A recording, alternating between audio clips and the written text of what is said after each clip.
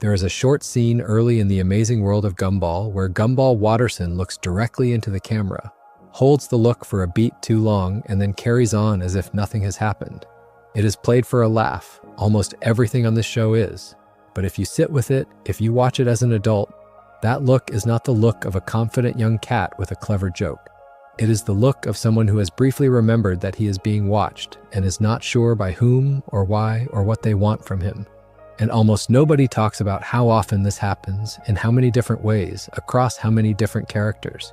Tonight we are going through every major figure in Elmore slowly, one by one, and listening carefully to what each of them is actually afraid of underneath the noise. So get comfortable, turn the lights down, and if you have not subscribed to Cortoon yet, it really does help us keep making these. I am glad you are here. We will be a while. Let us start with the boy at the center of it all. Gumball Watterson is a 12-year-old blue cat who lives in the town of Elmore with his family, who attends Elmore Junior High, who has a best friend who used to be his pet, and who, by his own admission across multiple episodes, has no idea what he's doing most of the time. He is the heart of the show and the loudest engine of its chaos. He is also, when you really listen to him, one of the most quietly anxious children ever to headline a children's cartoon. The surface read of Gumball is that he is impulsive, energetic, and a little dim, the kind of cartoon protagonist who would happily set the kitchen on fire to win an argument and then forget what the argument was about. That read is correct as far as it goes. But it is not the whole picture. Watch him across the run of the show and you start to notice that he does not actually believe in himself. He believes in moments. He believes in the next 10 minutes. He believes that if he can just be loud enough, fast enough, clever enough right now, the world will reward him for it. Whenever the show slows him down and forces him to think past the next 10 minutes, he goes quiet, his ears droop, and you see a different child entirely. The argument the show keeps making, episode after episode, is that Gumball is terrified of being ordinary. He is the older brother in a household where his little sister is plainly smarter than he is. He is the school friend of a boy who used to be a pet and is now beloved by everyone he meets.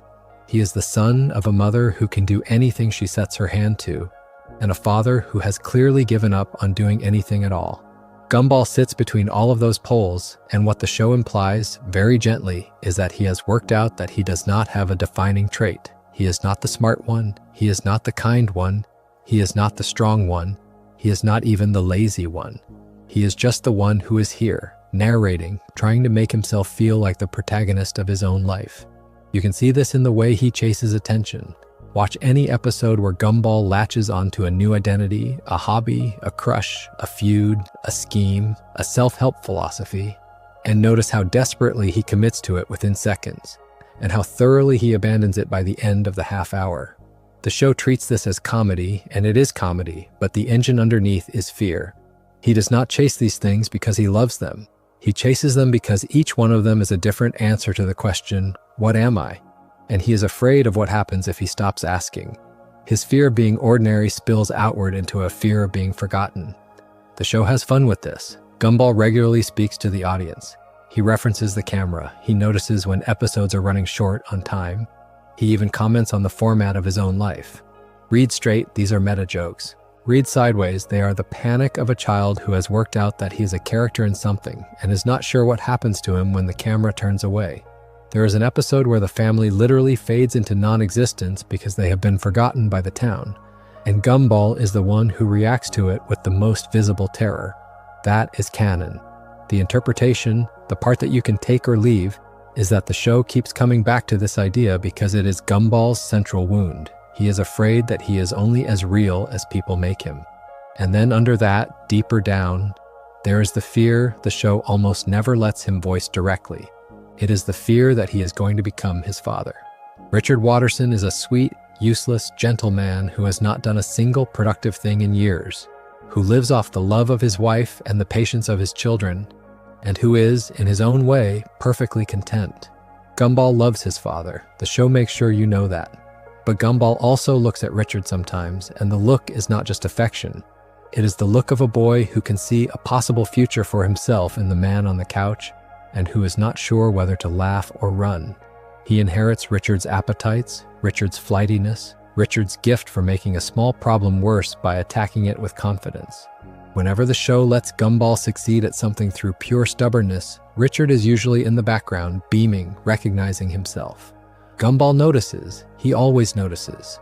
What makes Gumball's fear bearable and what keeps the show from being unwatchably bleak is that he is surrounded by people who keep him tethered. Darwin tethers him to kindness. Anais tethers him to truth. Penny tethers him to the future. Nicole tethers him more roughly to the present. Take any of them out of the picture for a single episode and Gumball spirals immediately, the way a balloon spirals when you cut the string. The show is not subtle about this. It dramatizes it constantly. The reading on offer, very patiently, is that Gumball is held together by the people around him, and that he knows it, and that one of the things he is most afraid of is the day they stop holding. There is a thread of fan theorizing, which is purely speculation and not anything the show has confirmed, that the meta jokes and the camera glances and the occasional fourth wall breakage point to Gumball being aware on some level that he is inside a fiction. Some viewers take this further and read the whole world of Elmore as a kind of construct or simulation, with Gumball as one of the few characters who occasionally glimpses the edges. None of that is canon. The show plays with these ideas but never confirms them. What is canon is much smaller and much sadder. Gumball is a boy who keeps glancing past the edges of his own life and finding that he does not know what is supposed to be out there. If you sit with all of that, the answer to the question of what Gumball Watterson is most afraid of comes out not as one big fear, but as a stack of small ones leaning on each other. He is afraid of being ordinary. He is afraid of being forgotten. He's afraid of being alone. He's afraid of his father. He's afraid of his future. And he is afraid, in a way the show only ever lets you see in flickers, that the love he gets is conditional on him being entertaining enough to deserve it. That is a lot to carry for a cartoon cat. It is also why, when the show wants to break your heart, it almost always uses him to do it. Darwin Watterson is a goldfish who grew legs. That is the entire origin, played at face value by a show that never once apologizes for it. He used to be the family pet, swimming in a bowl on a shelf, and then one day he sprouted feet and joined the family at the dinner table. And nobody made a big enough deal of it to undo it. He is Gumball's best friend, his adopted brother, the second loudest voice in the house. And on the surface, he is the kindest character in the entire series. Almost every problem Darwin causes, he causes by being too trusting. Almost every problem he solves by loving someone harder than the situation seems to deserve. He is, by design, the soft heart of the show. And that is exactly what makes his fear so quietly devastating once you start listening for it. Darwin is terrified of being unloved, not in the abstract philosophical way most cartoon characters get to fear it, the way it is usually used as a one-episode arc that wraps up with a hug. Darwin is afraid of it in the bone-deep, never quite shakeable way of someone who actually remembers being unloved and who knows exactly how thin the line was between belonging and being put back outside.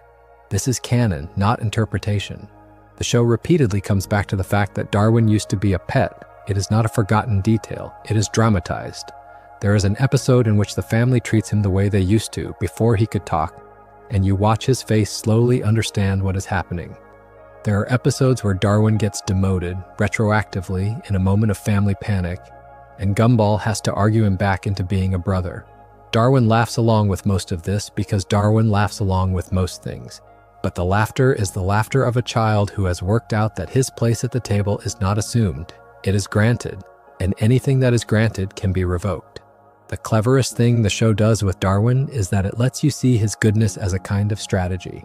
He is not just sweet because he is sweet. He is sweet because sweetness has been all his life his primary tool for staying chosen.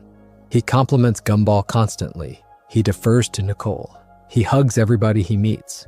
He looks for the best in people the way a person who has slept in the cold once looks for warmth. Read this way, and this is interpretation, every act of Darwin's kindness is also a small insurance policy against being put back on the shelf. He has done the maths. Being loved is the safest place to be. So he loves first, and he loves loudly, and he hopes that it will be enough. Whenever the show pushes Darwin into anger, which it does, rarely and carefully, you can see what is underneath the kindness. He is not angry the way Gumball is angry, which is loud and theatrical and passes in minutes. He is angry in a way that scares the other characters because they have only ever known him as the soft one. There is an episode where Darwin loses his temper at the family for taking him for granted, And the scene plays out longer than you expect, and the apologies afterwards are real. The point being made is quiet but firm. The kindest character in this house is also one of the most repressed, and the repression has a cost. His fear of being unloved is not the only fear he carries. Darwin is also, in a way the show treats with surprising delicacy, afraid of his own past. He does not always remember it. The episode that revisits his early life as a pet plays his memory loss almost like a horror beat. He sees things he has forgotten, hears things he has blocked out, watches his old self swim in circles, and he reacts to it the way you react to a photograph of yourself you do not remember being taken. The implication, never spelled out but never quite hidden, is that there were things in Darwin's early life he has chosen not to carry forward, and that the choice is not entirely his. The show plays it for warmth. It always plays it for warmth. But the warmth is not the same thing as comfort. Darwin is also, on a register you only really notice when you watch the show as an adult, afraid of growing up. His arc, if you can call the chaos of his characterization an arc, is the arc of a creature learning what a person is in real time, with no map and no instructions. He has crushes that confuse him. He has moral certainties that crack under pressure. He has moments where he realizes that the world is more complicated than he had hoped it would be, and you can see him filing those moments away with visible reluctance.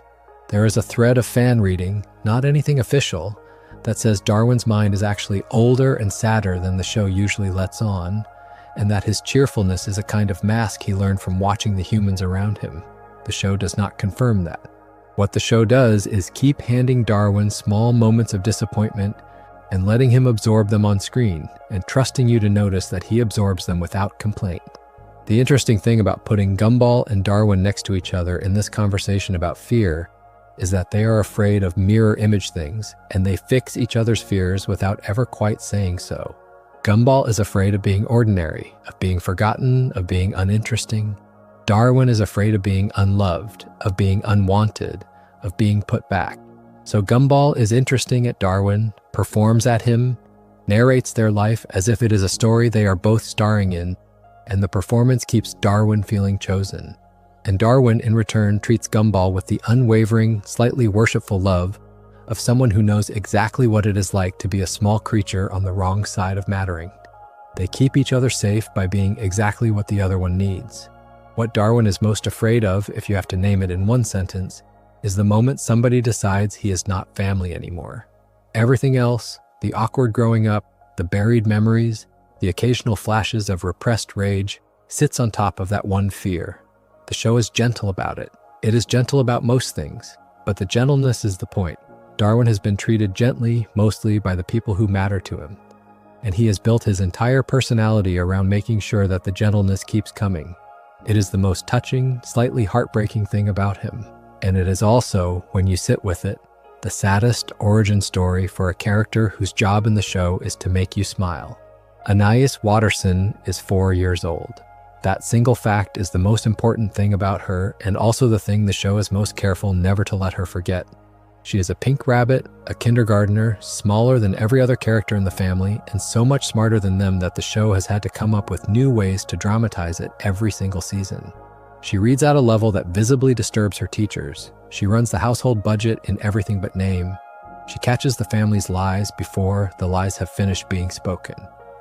And every single episode, she has to negotiate the gap between being the most competent person in any given room and being too small to reach the cereal. That gap, that constant grinding gap between her brain and her body, is the engine of her fear. Anais is terrified of not being taken seriously, not in the sulky, surface way most cartoon child geniuses get to fear it, but in the wearing, daily, hour-by-hour way of an actual gifted child being raised by an actual loving family who keep accidentally making her invisible. You can see it in almost every scene she has with her parents. Nicole adores Anais. The show is unambiguous about that. But Nicole also routinely cuts Anais's hair, picks her clothes, kisses her like a baby, and answers questions on her behalf. And Anais's face during these moments is the face of someone calculating the social cost of correcting her own mother. Richard, for his part, treats Anais like a toy he loves but does not quite understand. He plays with her, he props her up, he delights in her existence. But when she tries to tell him something important, when she tries to be the adult in a conversation, his eyes glaze over in seconds. The point the show keeps gently insisting on is that Anais is loved and patronized at the same time, and that the patronizing is the part that wears her down. Her relationship with her brothers is barely better. Gumball and Darwin both adore her, and both, in different ways, refuse to think of her as a peer. Gumball treats her as a tiny, competent appendage of the household, useful in a crisis, expendable in a comedy bit. Darwin treats her with a slightly distant affection of a brother who never quite worked out where she came from. Anais loves both of them. The show is clear about that, but she also spends a lot of her screen time rolling her eyes, biting her tongue, and quietly cleaning up problems her brothers caused and then forgot about within minutes. The fear underneath all of this is not just the fear of being underestimated. It is the fear that being 4 years old will eventually stop being a temporary condition and start being the only thing anybody ever sees in her. Anais is acutely aware that she is in a body that is going to dictate how people treat her, and acutely aware that she has very little control over that. There's an episode where she dresses up as an adult, voice and posture and all, and you watch her not just enjoy the disguise, but luxuriate in it, in the simple relief of being addressed as if her opinions matter. Then the disguise comes off. The world goes back to treating her like a child, and her shoulders drop in the way only a child who has briefly tasted being heard can let them drop. She is also, in a way the show plays for comedy but rarely undermines, afraid of being alone with the implications of being the smartest person in her own family. Knowing that your parents are not equipped to help you with most of the things that frighten you is a particular kind of childhood loneliness. Anais experiences it constantly. When Richard is being foolish, when Nicole is losing her temper, when the household is sliding into one of its slow-motion catastrophes, Anais is usually the one who works out what is happening first and who is then forced to wait, alone with her understanding, for the rest of the family to catch up. The show treats this as a running joke. The reading underneath the joke is that Anais is often the only person in the house who can see the ground shifting, and that nobody she lives with can offer her any real comfort about it. There is one other fear, deeper and quieter, that the show only ever flickers at. Anais is afraid that one day she is going to outgrow her family. Not by leaving them, the show is much too warm to go to that place, but by quietly becoming someone they cannot reach. You can see her wrestle with it in the episodes where her intelligence is foregrounded, where she gets to spend time with people who think the way she does, and you can see the relief in her face followed almost immediately by guilt. She loves the Wattersons. She would die for them, more or less openly. But the show keeps planting these small moments where she sees, for a second, what her life could look like in a different context, and then files that vision away because she is 4 and her family is here, and she is not going anywhere yet. What Anais Watterson is most afraid of, in the end, is the slow erosion of being seen accurately. Every day her family looks at her and sees the rabbit they brought home from the hospital. Every day she sits with the gap between that rabbit and the person she actually is. The show treats it gently. It almost always treats things gently.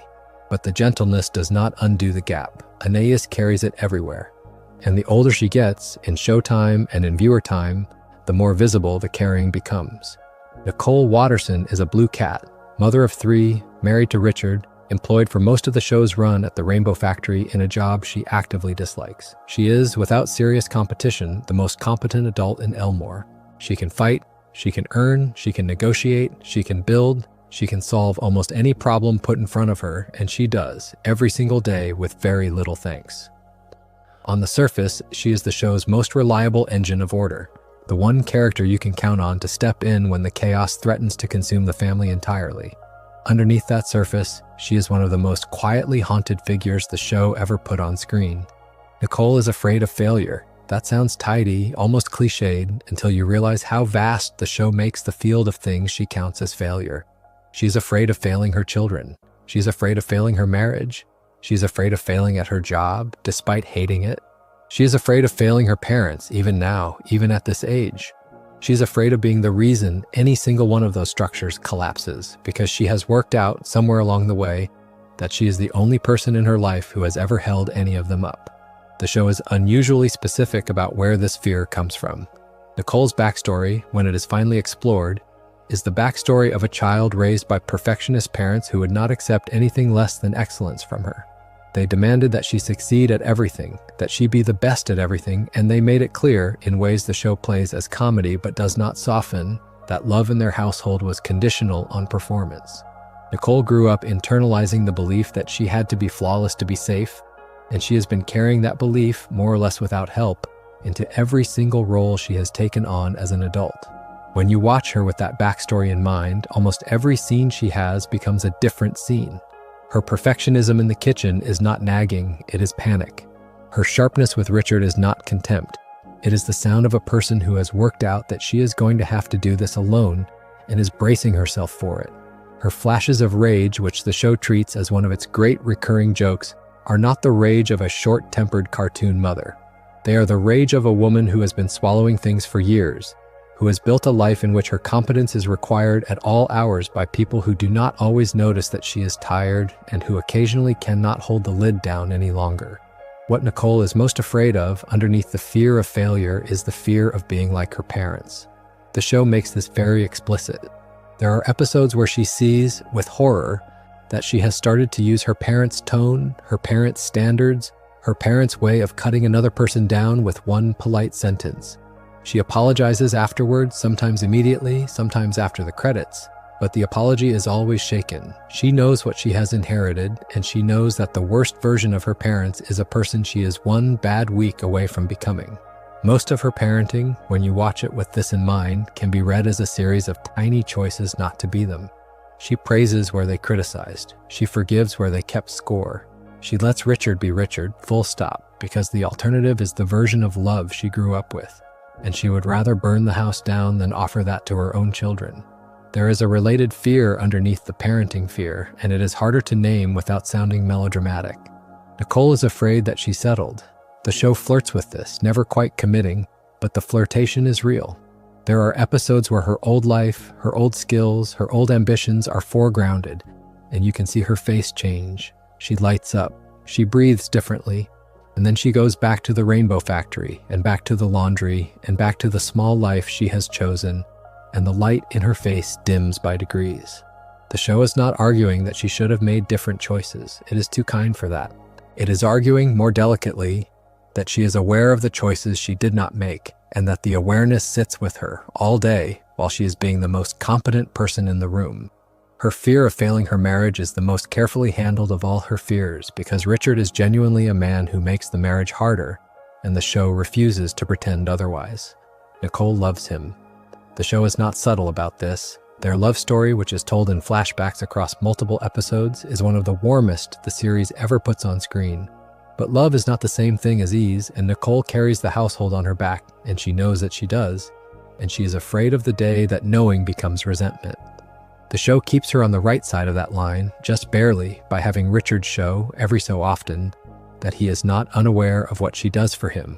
It is enough. It is barely enough. And Nicole knows that too. Where her fear becomes the most chilling, in a register the show only uses 2 or 3 times in its entire run, is when Nicole loses her temper completely. There are episodes where her anger stops being a joke and becomes something the rest of the cast actually has to flee from. Her eyes change, her voice drops. The animation style of the show actually shifts around her because she has tapped into something deeper than annoyance, and the rest of the show has to acknowledge it. What the show is telling you in those moments is that Nicole has been suppressing a tremendous quantity of rage for her entire adult life, and that the suppression is what makes her dangerous when she finally lets go. It is also, when you sit with it, what makes her tragic. She is a woman who is constantly choosing not to break things, and the choosing is the work of her life. What Nicole Watterson is most afraid of, if you have to put it on a single line, is the version of herself that exists if she ever stops trying. She has built her identity on competence and self-control because she knows what waits if she ever stops, and she does not want to meet that person. The show treats her with enormous tenderness around this. It gives her wins, it gives her tender moments. It gives her a husband who, for all his uselessness, adores her in a way her parents never did. But the fear stays. It is what makes her sharp, and what makes her loving, and what makes her, more than any other adult in Elmore, the engine the show actually runs on. Richard Watterson is a large pink rabbit who is, by any reasonable measure, a disaster of a man. He cannot hold a job. He cannot run an errand without losing the car. He cannot watch his children without one of them ending up on the roof. He cannot, for long stretches of the show, manage the basic adult tasks of cooking, paying bills, or remembering where he lives. He is also one of the most loved characters in the series, in show and out of it, because the show treats his uselessness not as a moral failing, but as a kind of weather system, something the family lives inside and has learned to love. The trap, when you talk about Richard, is to read him only at this surface level, as a lovable big idiot, as a comic engine of household chaos. The show invites that read, it rewards it. But the show is also, more carefully than it gets credit for, making an argument about why Richard is the way he is. And the argument has a clear and specific name. Richard is terrified of trying. You can map his entire personality onto the avoidance of effort, and almost every joke about him will still land. The show goes further than that. It dramatizes, over multiple episodes, the specific shape of the fear. Richard had a father who walked out on him. That is canon. The show returns to it slowly across the run of the series, and the returns are not played for laughs. The implication, which the show makes explicit in places, is that Richard's father told him on the way out that the boy was destined for failure, and that this single moment has shaped every choice Richard has avoided making since. Richard has spent his adult life making sure he never tries hard enough to fail, because he's afraid that if he tries hard at anything and it does not work, the father in his head will turn out to have been right. What makes this reading so painful and so quietly effective is that the show keeps showing you in flashes that Richard is not actually incompetent. He is capable of remarkable things in spurts. He is capable of unbelievable physical feats. He is capable of cooking when he commits. He is capable of articulate emotion when he is forced to it. He is capable of being a present and loving father in moments the show treats as miracles, precisely because they are rare. The show is not saying that Richard cannot do things. It is saying that Richard has decided not to try doing them, because not trying is the only safe place he has found. And the not trying has slowly hardened into the personality everyone now treats as a fact of life.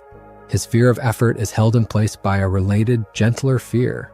Richard is afraid of being seen accurately by his children. He worships his children. The show is unambiguous about that. He plays with them, he indulges them, he protects them when he can. But he also, when you watch carefully, flinches whenever one of them, usually Anais, looks at him with anything other than affection. The moments where Anais clocks his uselessness with her enormous, unforgiving rabbit eyes are some of the most quietly devastating in the series, and Richard always tries to laugh through them, and you can see the laughter not quite working. The show is telling you that Richard knows, in a small private part of himself, that his children are eventually going to outgrow the comfort of seeing him as a cuddly idiot, and that when they do, he is going to have to be a different kind of father, and he does not know how. He is also, in a way the show treats with surprising delicacy, afraid of his wife's love. This sounds wrong on a first hearing. Richard adores Nicole. He flirts with her constantly. He moons after her in flashbacks. But the show keeps planting moments where Richard becomes aware of just how much Nicole carries for him. And his face during those moments is not the face of a man who is taking advantage. It is the face of a man who knows he is being chosen every single morning by a woman who could have chosen otherwise, and who cannot quite believe his luck and is afraid of the day his luck runs out. He tries in his own way to be worthy. He fails in his own way constantly. The show keeps the love in the marriage by making it clear again and again that the failing is the trying. There is one fear the show goes back to with Richard more than any other, and it is the fear of being a bad father. Richard had a father who left. Richard has decided somewhere in his enormous lazy heart that whatever else happens, he is not going to leave. So he stays on the couch, he stays in the kitchen, he stays at the breakfast table, he stays in the car. He is physically present at almost every moment of his children's lives. The presence is the entire point. It is not enough by any reasonable parental standard, but the show treats it as something the children genuinely value because they know what the alternative is, and they know that he does not, on any level, want to be the alternative. The show is suggesting gently that Richard's uselessness is also his commitment. He has decided that being there is the one thing he can do without failing, and so he does it without fail. What Richard Watterson is most afraid of, if you have to land it in a sentence, is the moment somebody he loves looks at him and sees his father. Everything else, the laziness, the appetite, the avoidance of work, the elaborate self-deceptions, sits on top of that one fear. The show is patient about it. It lets him be a clown for stretches, lets him be a hero for an episode, lets him be a heartbreaker in a flashback, and then puts him back on the couch, where he is safe, where the version of him that might have failed cannot come and find him. He is happy there. The show makes sure you see that he is happy. But happiness for Richard has always been the absence of risk. And the absence of risk is the absence of trying. And the absence of trying is the long shadow of a father he never saw again. Penny Fitzgerald is, on the surface, a peanut-shaped person with small antlers. That description is what the show presented to you for its first 2 seasons. It was wrong. Not the antlers, not the kindness, not the cheerleading uniform she wears most of the time, but the basic idea that she was actually a peanut. What the show eventually reveals, in one of the most genuinely moving episodes it ever produced, is that Penny had been wearing a shell her entire life, and that the shell was not biological in any meaningful sense, but a kind of social armor that her family had insisted on her keeping. Underneath the shell is a shapeshifter, a soft creature with 1,000 possible forms, including some that look frightening, including some that look beautiful. And Penny had been hiding all of it because her father had told her that the world would not love her if it saw what she actually was. That is the canonical event. Penny breaks her shell on screen. The argument the show is making is enormous and quiet at the same time. It is an argument about how children learn to hide themselves and about who teaches them to hide, and about the price of the hiding. Everything about Penny's fear from that point onward makes a different kind of sense. Penny is afraid of being seen accurately. That fear is older than she is. It was given to her by her father, Patrick Fitzgerald, who loves her, but who has spent her entire life building her a smaller and safer cage to live inside, because the world he grew up in taught him that women who look like his daughter actually should be kept indoors. Patrick is not a monster in the show. The show is careful about this. He is a frightened man who has translated his own anxiety into rules for his daughter, and Penny has been living inside those rules for as long as she can remember. What the show does brilliantly with Penny after the shell breaks is refuse to let her be cured. She does not, in the next episode, walk into school as a fully realized, fully comfortable version of herself. She shifts, she wobbles, she reverts, she finds new things to be afraid of. She has moments where she settles into a shape she likes, and then, the very next time the camera catches her, she is back to looking more like the peanut, because old habits do not break in a single episode. The point, made very patiently, is that being seen accurately is the work of a lifetime, and that the work does not get easier once you start it. It often gets harder. Her fear of being seen has a sister fear, which is the fear of disappointing the people who love her. Her father is at the center of that. Gumball is at the center too. Penny is in a tender, slowly building relationship with Gumball that the show treats with more seriousness than almost any other element of its run, and her fear of disappointing him is one of the engines of her hesitations. She is afraid that the version of her he loves is the small version, the soft cheerleader who fits inside a cheer formation, and that the larger, stranger, more powerful versions of her will scare him. The show keeps reassuring her through him that this is not true. He keeps showing her, in small ways and occasionally in enormous ones, that he loves the larger versions just as much. But the reassurance has to be ongoing because the fear is older than the reassurance, and the fear knows how to wait. There is also, sitting underneath everything else, the fear of her own power. Penny is, when she lets herself be, one of the more physically formidable characters in Elmore. She can become tall, fanged, winged, monstrous, beautiful in ways the show only occasionally lets you see. The episodes that explore this treat the power as gorgeous and terrifying in equal measure, because Penny does not know what she is going to do with it, and she does not know how to be a person with it. The show is making the case that being told all your life that your true shape is unacceptable does not just make you afraid of being seen, it makes you afraid of yourself. Penny has to learn slowly that her own size and her own strangeness are not things to apologize for, and the show does not pretend that she has finished learning it by the time the credits roll on any given episode. What Penny Fitzgerald is most afraid of, in the end, is the gap between who she actually is and the small, safe version of her that her family helped her become. She loves her family, she loves her boyfriend, she loves her sister, Polly, who's going through a slightly less visible version of the same arc. But she also knows that all of the love around her is partly aimed at a Penny who is not real, and she has to figure out, one episode at a time, how to let the real Penny accept the same love. The show is generous to her, it gives her wins. But the fear is permanent, and the fear is the engine of her tenderness. And her tenderness is one of the warmest things the show ever offers. Carrie Kruger is a ghost. She lives in the haunted house at the edge of town. She eventually becomes Darwin's girlfriend, and she carries herself with the lazy, knowing detachment of somebody who has been a teenager for longer than the rest of her classmates can imagine. On the surface, she is the resident goth, the deadpan one, the one who cares the least about almost everything. Underneath, she is one of the most quietly hungry characters the show ever wrote. Carrie's central fear, played for both comedy and pathos across her arc, is the fear of being intangible in a world built for things you can touch. She cannot eat. This is not a metaphor. She is a ghost, and food passes through her. And the show spends an entire episode dramatizing what that means when you're a teenager who has been watching everybody else enjoy chocolate cake your entire afterlife. Her envy of the living is not bitter exactly, but it is constant, and it informs how she interacts with almost every solid character in the show. She moves through Elmore like a person at a banquet she has been told she cannot taste. What the show is suggesting with Carrie is that she has built her aloof aesthetic almost entirely as a defense against this hunger. She tells everyone she does not care because she has learned that wanting things she cannot have is exhausting. She wears black because color is something other people get to enjoy.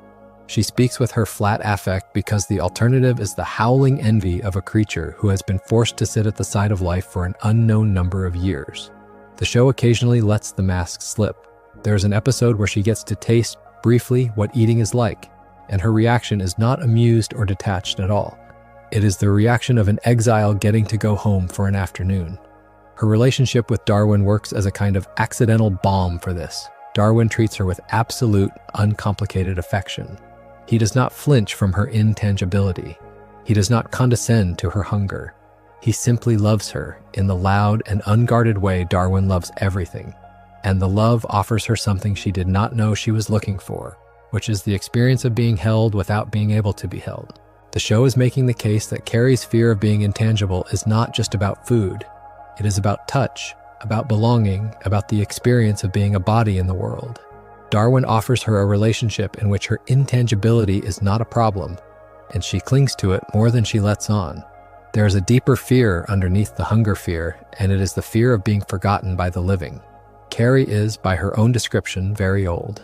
The show is vague about exactly how old. She has watched generations pass. She knows what it is like to outlive the people you cared about, and she carries the knowledge with the particular weariness of somebody who has had to develop coping mechanisms for grief that the rest of the cast does not even know exist. The show does not push this very hard. It does not want to, but it lets it sit there in the corner of her every scene, and her detachment makes much more sense when you remember that everyone she meets is, on her timescale, temporary. What Carrie Kruger is most afraid of, when you put it all together, is the loneliness of being permanent in a world full of impermanent things. The hunger for food is the most visible version of this. The hunger for touch is the next. The hunger for somebody who's going to stay around long enough to be remembered properly is the deepest. The show gives her Darwin. The show gives her friends. The show even gives her a few episodes of being almost happy. But the fear stays because it has to, because she is a ghost, and ghosts are by definition the people who got left behind. Tobias Wilson is a multicolored furry creature with a body that looks, depending on the lighting, like a small explosion of synthetic carpet samples. He is the local cool boy by his own determined estimation, the loudest member of the school's social scene, the one who is always wearing the wrong hat and saying the wrong slang and getting away with it because he commits so fully. On the surface, he is comic relief, a vapid background character with a few catchphrases and a willingness to embarrass himself for a laugh. Underneath, he is one of the show's saddest character studies, although it takes a careful eye to see it, because the show treats him so often as a joke that you can miss the parts that are not jokes. Tobias is afraid of being insignificant. That is the engine of every choice he makes. He performs cool because he's afraid that without the performance he would not register, that the camera would simply not catch him in a crowd. He chases trends because the trends offer him a script for being noticeable, and he is terrified of writing his own script in case it turns out he has nothing to say. He acts as if his opinions matter because the alternative, sitting with the possibility that they do not, is a version of his life he refuses to look at directly. The show is unusually patient about this. There are episodes that linger on Tobias in moments where his confidence breaks, and you see, for a beat, the boy underneath the performance. He has parents who are confident and stylish. He has older siblings who are accomplished. He has a sister, Rachel, who is significantly more articulate and self-assured than he is. He is, in his own family, slightly invisible, and his entire personality is a loud compensation for that small original silence. The reading the show keeps offering is that vapid characters in comedies are not actually empty. They are full of the fear that they are empty, and the volume of their personas is a measurement of how scared they are of finding out. His fear plays out interestingly when he is around Gumball. Gumball does not, on most days, take Tobias seriously, and Tobias mostly does not seem to notice. But the show plants moments where he clearly does notice and chooses to laugh it off. He laughs it off because the alternative, the realization that his closest friends find him slightly ridiculous, would be too heavy to carry. He has decided that being included is more important than being respected, and he protects the inclusion at the cost of his dignity, which is in itself a kind of bravery, even if the show is gentle enough not to call it that out loud. What Tobias Wilson is most afraid of in the end is the moment somebody stops paying attention. He has built his whole identity on being noticeable, and he has worked out that noticeable is not the same thing as memorable, and somewhere in the loud, silly heart of him, he is keeping count of the seconds he can hold a room. The show is fond of him in its own way. It lets him win occasionally. It gives him friends. But the fear stays, and the fear is what makes him keep wearing the next ridiculous outfit. And the ridiculous outfit is, in its own way, his prayer against being invisible. Bobber is a robot. He attends Elmore Junior High, which is itself a small, absurdist commitment the show has fun with, and he spends most of his screen time delivering lines in the flat, affectless monotone of a creature who is trying to pass for human, and only sometimes succeeding. He is, by intention, one of the most alien presences in the show. His behavior is uncanny. His responses to social situations are slightly off in ways the other characters have learned to navigate around. He is also, when you watch carefully, one of the most fascinating fear studies the show ever stages. Bobert is afraid of two things at once, and the two things contradict each other, which is what makes him both funny and quietly disturbing. He is afraid of becoming too human, and he is afraid of not being human enough. The show plays with this in episodes that put pressure on his programming, where he has to deal with friendship, romance, betrayal, loss, and you see his systems fail in real time.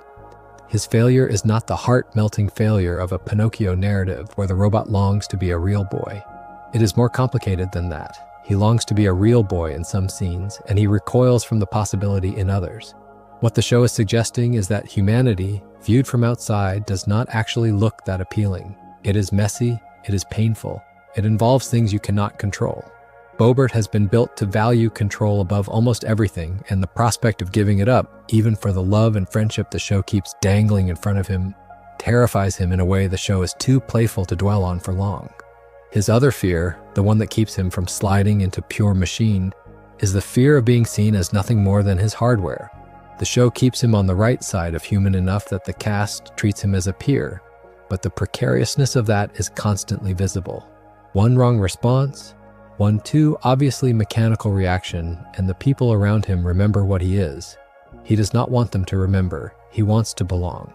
And the longer he stays at Elmore Junior High, the more clearly he understands that belonging is going to require him to risk the very control he was built to maintain. What Bobert is most afraid of is being alone with the truth about himself. He is a machine in a school of children. He is a child in a body made of metal. He cannot fully be either, and the gap between the two is the fear he carries. The show treats it lightly. It has to. But the lightness does not erase the fear. It just makes the fear easier to live with, which is what most of the children in this town are doing in one way or another. Banana Joe is a banana with arms and legs and a face, the local class clown, the boy who exists primarily to deliver bad puns and embarrass himself for laughs. He is a flat character almost by design. The show enjoys him for what he is and does not push him to be more most of the time. But when the show does push him in the handful of episodes where Banana Joe gets a quiet moment, what comes out is not the goofy energy of his usual scenes. It is something softer and stranger. Banana Joe is afraid of being peeled. The show makes the joke explicitly. It is a recurring source of horror humor for him, the way certain people fear injections or open water. But the joke, in classic Gumball fashion, is also a real thing about him. He is afraid of vulnerability. He's afraid of what is underneath his thick skin, He is the class clown because the class clown does not have to be serious, because the class clown gets to deflect every uncomfortable question with another joke, because the class clown is allowed to leave every conversation before it goes anywhere that hurts. The reading the show invites is that Banana Joe's father, who is also a banana, and who briefly turns out to have a more complicated and slightly tragic interior than anybody had assumed, has taught him a worldview in which surface humor is a defense against everything. There are flickers of this across his arc. He cracks jokes when his friends are hurting. He cracks jokes when he is hurting. He cracks jokes during arguments and emergencies and emotional reckonings, and his timing is almost always wrong, and you can read the wrongness as either character flaw or coping mechanism, depending on how generously you watch the show. The show invites the generous reading. What Banana Joe is most afraid of is being known. Underneath the puns, there is a boy who does not entirely trust that the people around him would love him if they ever saw past the deflection, so he never lets them. He keeps the deflection up all the time, even when it costs him. The show makes that cost visible in only a few moments. The moments are enough. Leslie is a flower. He sits in a pot. He speaks softly. He is one of the more sensitive members of the cheerleading squad, and he carries himself with the gentle politeness of someone who has worked out that the world is full of sharp objects and he is made of petals. On the surface, he is comic relief, the very polite one, the easily upset one, the one who can be relied upon for a moment of soft-hearted reaction whenever the show needs one. Underneath, he is a quiet study in the fear of being damaged. Leslie is afraid of being plucked, picked, pruned, mowed, trimmed, or otherwise altered by the world he lives in. The show plays this for laughs most of the time. He flinches at scissors. He panics during gardening conversations.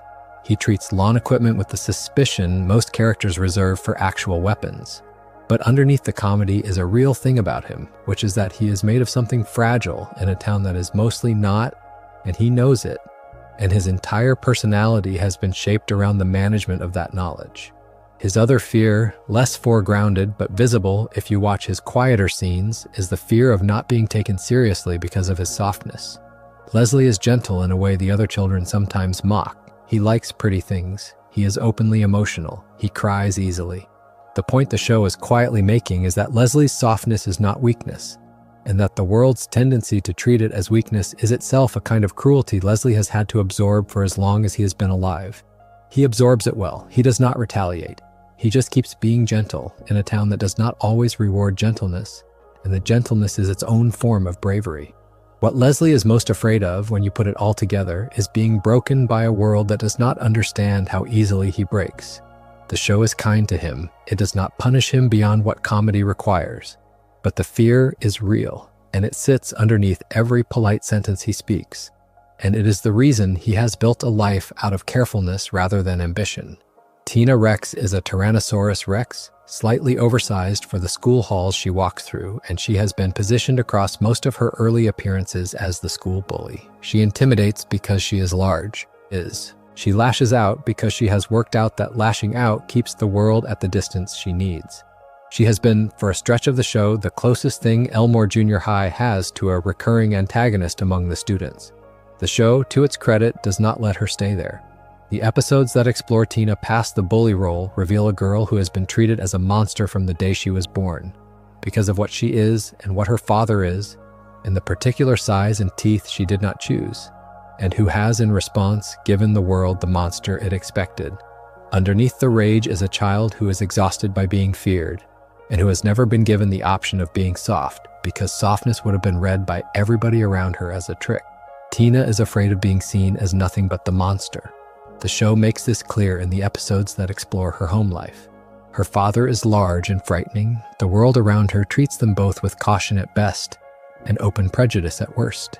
Tina has had to grow up inside that prejudice, and the rage she carries is not arbitrary cruelty. It is the residue of years of being treated as a problem. The show offers her slowly the possibility of being treated differently. Gumball, of all people, ends up being one of the people who treats her differently. The shift in her, when it happens, is not loud. It is just a slight softening of her posture, a slight willingness to laugh at things instead of bite them. It is enormous in the show's emotional vocabulary, and it is built entirely on the realization that somebody finally looked at her without flinching. What Tina Rex is most afraid of in the end is the moment somebody who has finally seen her past the monster decides she is too much trouble to keep seeing. She has been treated as a monster before. She knows what it costs. The show makes sure she gets occasional rest from it. But the fear stays, and the fear is the reason her teeth are always slightly bared. And her teeth are slightly bared because she is, more than anything, afraid of needing the people around her and being left. Jamie Russo is a half-cow, half-troll girl who has spent her time on the show being one of the most overtly aggressive children in Elmore. She wears a leather jacket, she picks fights, she delivers her lines with the sneer of someone who has worked out that the easiest way to control a room is to make everybody in it slightly afraid. On the surface, she is the second face of the school's bullying culture, after Tina, with a slightly more interpersonal cruelty than Tina's physical one. Underneath, she is one of the show's most interesting studies in the relationship between fear and toughness. Jamie is afraid of being soft. What the show is showing you in episodes that explore her home life is that Jamie has been raised by parents who place a high value on toughness and a low value on tenderness. And she has internalized the message so completely that any sign of softness in herself feels like a betrayal. She does not let people see her cry. She does not let people see her care. When the show forces her into situations where she has to admit that she likes somebody, or that she wants something, or that she is hurt by something, you can watch her panic in real time. It comes out as more aggression because aggression is the only register she has been taught is acceptable. The cruelty she throws around is, by extension, a form of testing.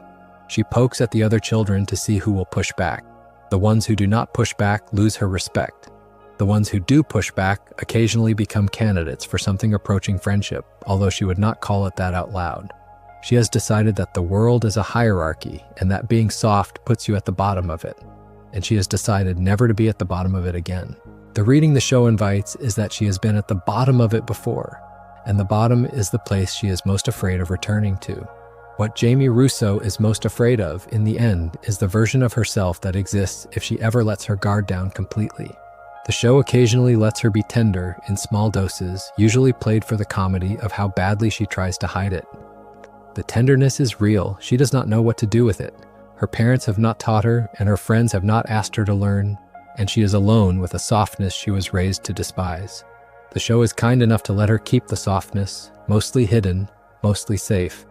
Masami Yoshida is a cloud. She floats. She is rich. Her father owns the rainbow factory where Nicole works, which makes Masami, in a very small way, the closest thing the show has to a child of privilege walking the same hallways as everybody else. She is also, when you watch her carefully, one of the most insecure children in the school, although her wealth disguises the insecurity for casual viewers. Masami is afraid of being unseen. Her wealth has given her access to almost everything she could want, and her wealth has not given her a clear answer to the question of who she would be without it.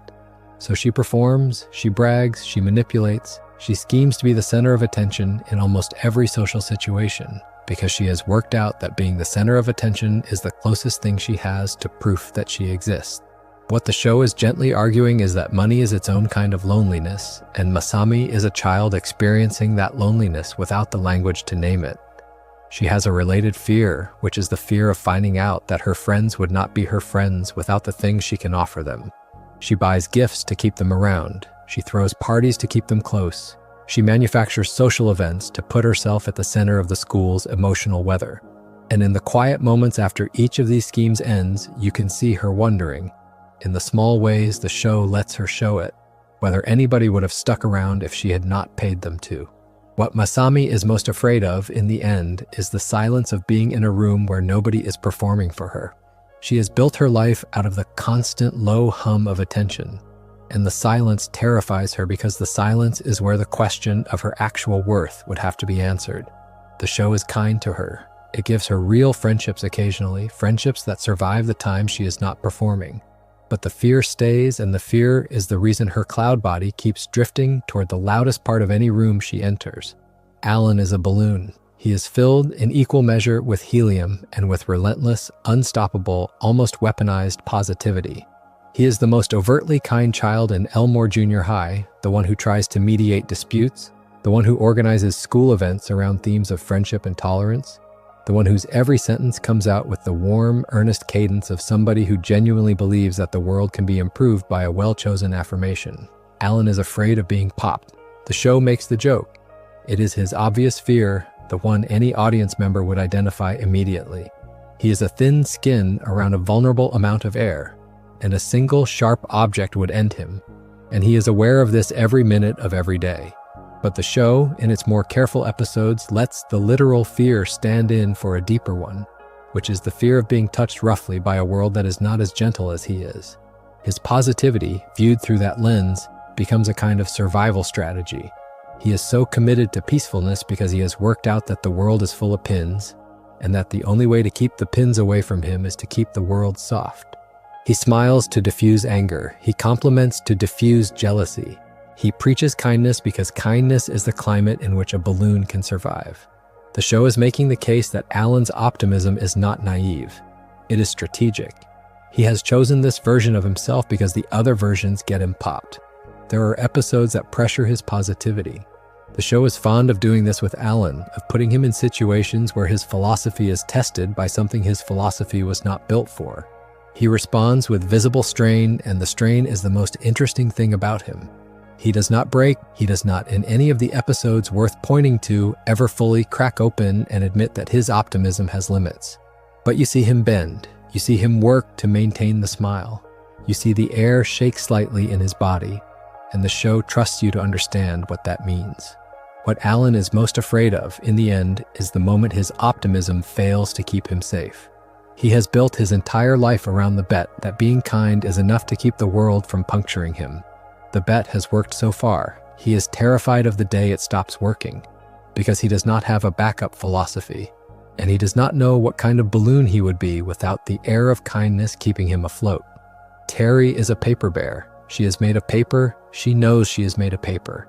The show wrings a great deal of comedy out of how she has worked out a lifestyle around that fact, but the lifestyle is, underneath the comedy, a quiet study in hypochondria and dread.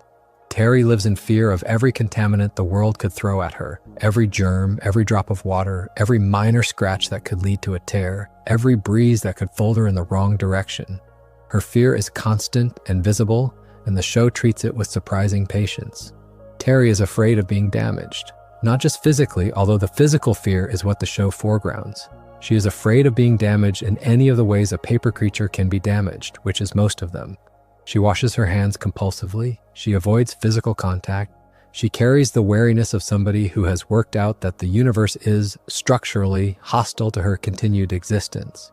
What the show is suggesting, very gently, is that hypochondria as a comic device is funny up to a point, and that past that point it becomes a real picture of a child who lives with chronic anxiety. Terry's anxiety is the engine of her every social interaction. She prefers to keep her distance from people because people carry germs. She prefers to keep her distance from gym class because gym class involves movement and sweat. She prefers to keep her distance from the wider world because the wider world is loud and unpredictable, and almost everything in it could destroy her. The show treats her with respect. It does not punish her for being anxious. It just lets her be anxious in scene after scene, and trusts that you will see her humanity underneath the joke. Underneath the fear of damage is a slightly deeper fear, which is the fear that her anxiety will outlast her childhood. The show plants moments where Terry seems to suspect that she will never quite outgrow the wariness, that the careful adult version of her will simply be the careful child version of her wearing slightly larger clothing. She does not look forward to that future. She does not see how to escape it. She just keeps washing her hands and keeps her friends at the carefully measured distance her survival requires, and hopes that the world will be kind to her one day at a time. What Terry is most afraid of, in the end, is the moment her caution fails her.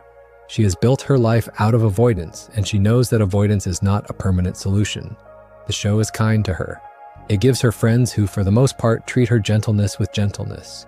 But the fear stays, and the fear is what keeps her, more than any other student at Elmore Junior High, from being able to enjoy the present moment without rehearsing the catastrophes that might be coming for her in the next one. Idaho is a potato. He is the show's gentle, mud-splattered, almost wordless symbol of a kind of pre-modern simplicity. He does not speak much. He does not use technology. He does not understand modern social conventions. He is treated by the cast as a sweet, slightly other figure, the one who looks at a phone with confusion and reacts to a song from this century as if it is happening to him personally. He is also, in a quiet way, a study in fear that is unusual for the show, because his fear is not anxiety, it is dread. Idaho is afraid of being eaten. The show makes the joke, he is a sentient potato in a town full of carnivores, and the joke is obvious, and the show plays it. But underneath the joke is something a little harder. Idaho lives with the knowledge that the world he walks through views him, in some real biological sense, as food. He has worked out a polite, agrarian, careful way of being in that world. But the awareness sits underneath his every interaction. He smiles, he sings, he hands out vegetables to his friends. He does it all with the quiet dignity of somebody who has decided not to let his species' position ruin his afternoon. There is a deeper fear underneath the eating fear, which is the fear of obsolescence. Idaho is from a slower, older way of life. The show keeps placing him next to modernity and watching him fail to catch up. He does not know how to use the things the other children take for granted. He does not understand the references. He does not get the jokes. He is, in his quiet way, a small parable about what it is to be a person whose entire frame of reference is being left behind. The show is fond of him. It does not punish him, but it lets you see in the corner of his every scene that he knows the world is moving faster than he is, and that one day it is going to leave him behind for good. What Idaho is most afraid of in the end is the moment the world stops having a place for him. He carries that fear without complaint. The show rewards him for it occasionally, but the fear stays, and it is the reason his eyes go a little distant in scenes where everybody else is laughing at something he does not understand. Anton is a piece of toast. He attends Elmore Junior High. He has been killed on screen many times. He always comes back.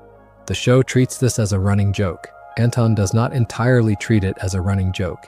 He is, by his behavior, a child who has worked out that his existence is fragile in a particular and humiliating way, and that the fragility is not going to stop being part of his life anytime soon.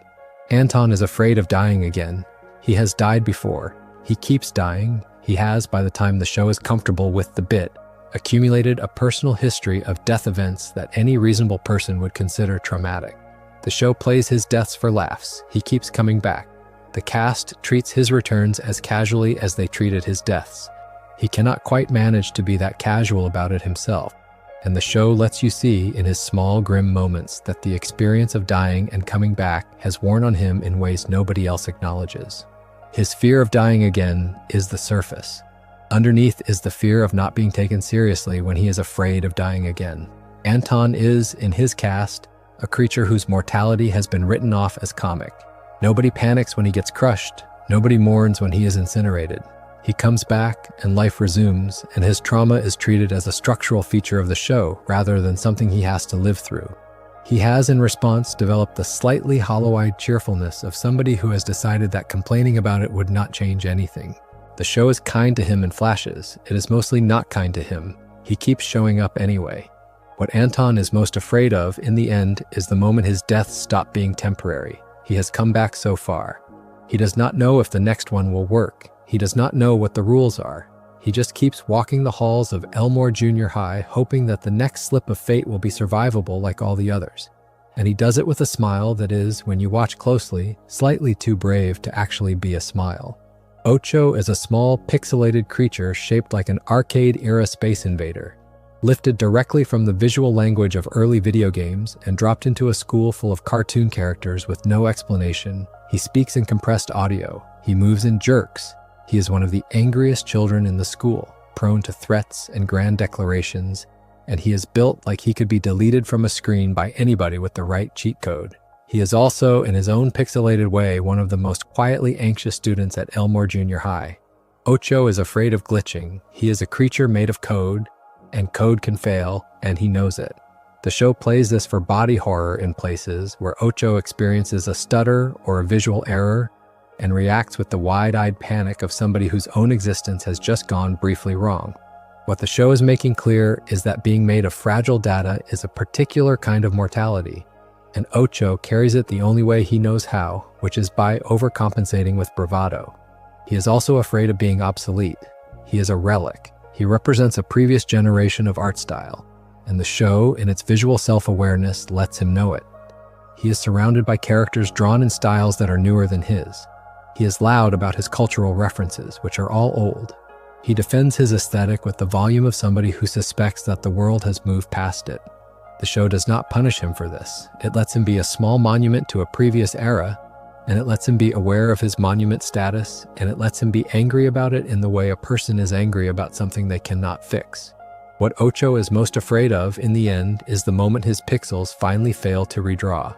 He performs toughness because toughness is the cover story that distracts the rest of the cast from looking too closely at how precarious his existence actually is. The show is fond of him. It lets him win a few. But the fear stays, and the fear is the engine of his angriest performances. Hector is a giant. The other students at Elmore Junior High come up to roughly his ankle. He has been positioned across his appearances as one of the gentlest and kindest characters in the show. Soft-spoken, polite, unfailingly cheerful, and entirely incapable of being any of those things without immediately destroying everything in a half-kilometer radius if his temper slips. He is, by design, the show's most pointed argument about what it is to be enormous in a world built for small things, and his fear is the engine that almost every one of his appearances turns on. Hector is afraid of his own anger. He has been told by a mother who loves him that he must never let himself get angry, because his anger is geological. The show takes this almost literally. There are episodes that dramatize what happens when Hector finally tips, and the destruction is on a scale the show does not ordinarily attempt. He has the capacity to flatten the town. He has the capacity to hurt his friends without meaning to. He carries this knowledge with the constant, quiet effort of a child who has been raised to keep something dangerous inside himself and not let it out. And the effort is exhausting, and the show lets you see that it is exhausting. His mother, the witch who raised him, is not a villain in the show, but she is also not without responsibility for the shape of his fear. She loves him. She protects him. She also raised him to believe that he is fundamentally a threat, and that his survival in the world depends on him keeping himself smaller than he actually is, in spirit if not in body. The show is making the case, very carefully, that this is not a healthy way to raise a child, even a child who could level a city, and that Hector's gentleness, while genuine, has a cost that the show is honest enough to dramatize. His other fear is the fear of being feared. Hector wants to be friends with the other children. He wants to be invited to things. He wants to walk through a hallway without watching the small creatures around him flinch. The reading the show keeps offering is that being large is, for him, a kind of constant low-grade loneliness, because the people he wants to be close to cannot quite forget what he could do to them by accident. Hector has worked out the social rules of his species' position, and the rules are exhausting, and they require him to be smaller and quieter and more careful than any other student in the school just to be allowed into the same room. What Hector is most afraid of, in the end, is the version of himself that exists if he ever lets go. He has been told all his life that the unfettered Hector would be a disaster. He has been given evidence of it. He has watched himself slip and seen what the slipping costs. The show is kind to him. It lets him be loved by the small creatures around him. But the fear stays, and the fear is the reason he speaks softly. And the soft speaking is, in its own way, one of the show's most touching, ongoing performances. Clayton is a shapeshifter, a small lump of gray clay shaped roughly like a child. And he is, by behavior and by reputation, the school's most committed liar. He is constantly making up stories about himself. He claims to be a secret agent, a former champion, a child of celebrity, a survivor of unverifiable adventures. He delivers these stories with confidence and detail, and almost no consistency between tellings, and the cast mostly has worked out by now to ignore him. He is one of the small joys of the show. The way the lies get more elaborate and less plausible, the more he is pressed. Clayton is afraid of being boring. That is his surface fear. Underneath it is a sharper one. Clayton is afraid of being known. He has worked out that being known is uncomfortable because the actual him is a small, shapeless lump of clay with no obvious story to tell. And the actual him is therefore the version of him the world will pass over. He has decided, very young, that he would rather be a famous liar than an honest nobody. And the choice has shaped his every interaction. The show is making the case that compulsive lying is rarely about the lies. It is about the gap between the person doing the lying and the person they wish they could be. Clayton fills the gap with fiction. The fiction does not entirely satisfy him. It satisfies him enough to keep him doing it. The show lets you see in his quieter moments that he half hopes somebody will eventually call his bluff in a way that does not destroy him, and that the rest of him is afraid of the same thing. What Clayton is most afraid of, in the end, is the moment somebody he has lied to says they would have liked the truth better. He has built his social life out of stories the other children have learned to discount. The discounting is itself painful. He keeps the stories going because the stories are the only version of him he knows how to offer. And the offering is, in his own clumsy way, a request to be liked. Molly Collins is a small, gentle dinosaur child, and her family situation has been gradually clarified across multiple episodes in ways that have, by most accounts, complicated her place at Elmore Junior High. By fan consensus and the bits the show has shown, her parents are some kind of larger reptilian creatures, possibly closer to dragons than to dinosaurs, and her father in particular has been depicted as enormous and intimidating in the few scenes that show him. Molly is afraid of being judged for her family. The show puts her in episodes where her parents become visible, and the visibility is not always comfortable for her. Her family is unusual, her father is large and intimidating, and the social conventions of Elmore have not entirely caught up to what it is like to be a child of such a strange household. She has, in response, developed a kind of preemptive shyness, a tendency to deflect questions about her home life, a habit of arriving at school events alone rather than with her family in tow. There is a related fear underneath the family fear, which is the fear of being misunderstood at school. Molly is gentle. The world treats her sometimes as if her gentleness is the only fact about her, and the show is interested in the cost of being filed away that easily. She wants to be friends with everybody. She wants to be safe. She wants to be one of the easy, quiet children in the back of the class. And the world keeps making her into the gentle dinosaur child in a way that flattens the rest of her. What Molly Collins is most afraid of, in the end, is the moment the world realizes her family is stranger than her and uses that against her. The show is kind to her. It lets her have friends. But the fear stays in the way she folds her hands in her lap when adults are talking and the way she changes the subject when her family comes up. William is a small flying eyeball with bat wings. He does not speak. He does not, in most of his appearances, have a clear inner life that the show lets the audience access. He floats. He watches. He is, in nearly every classroom scene, present in the background, taking everything in. The school has gradually allowed him to be one of the more prominent silent characters in the show, and the show has gradually allowed his silence to become a character trait of its own. William is afraid of being seen as nothing more than a watcher. The show plays with this.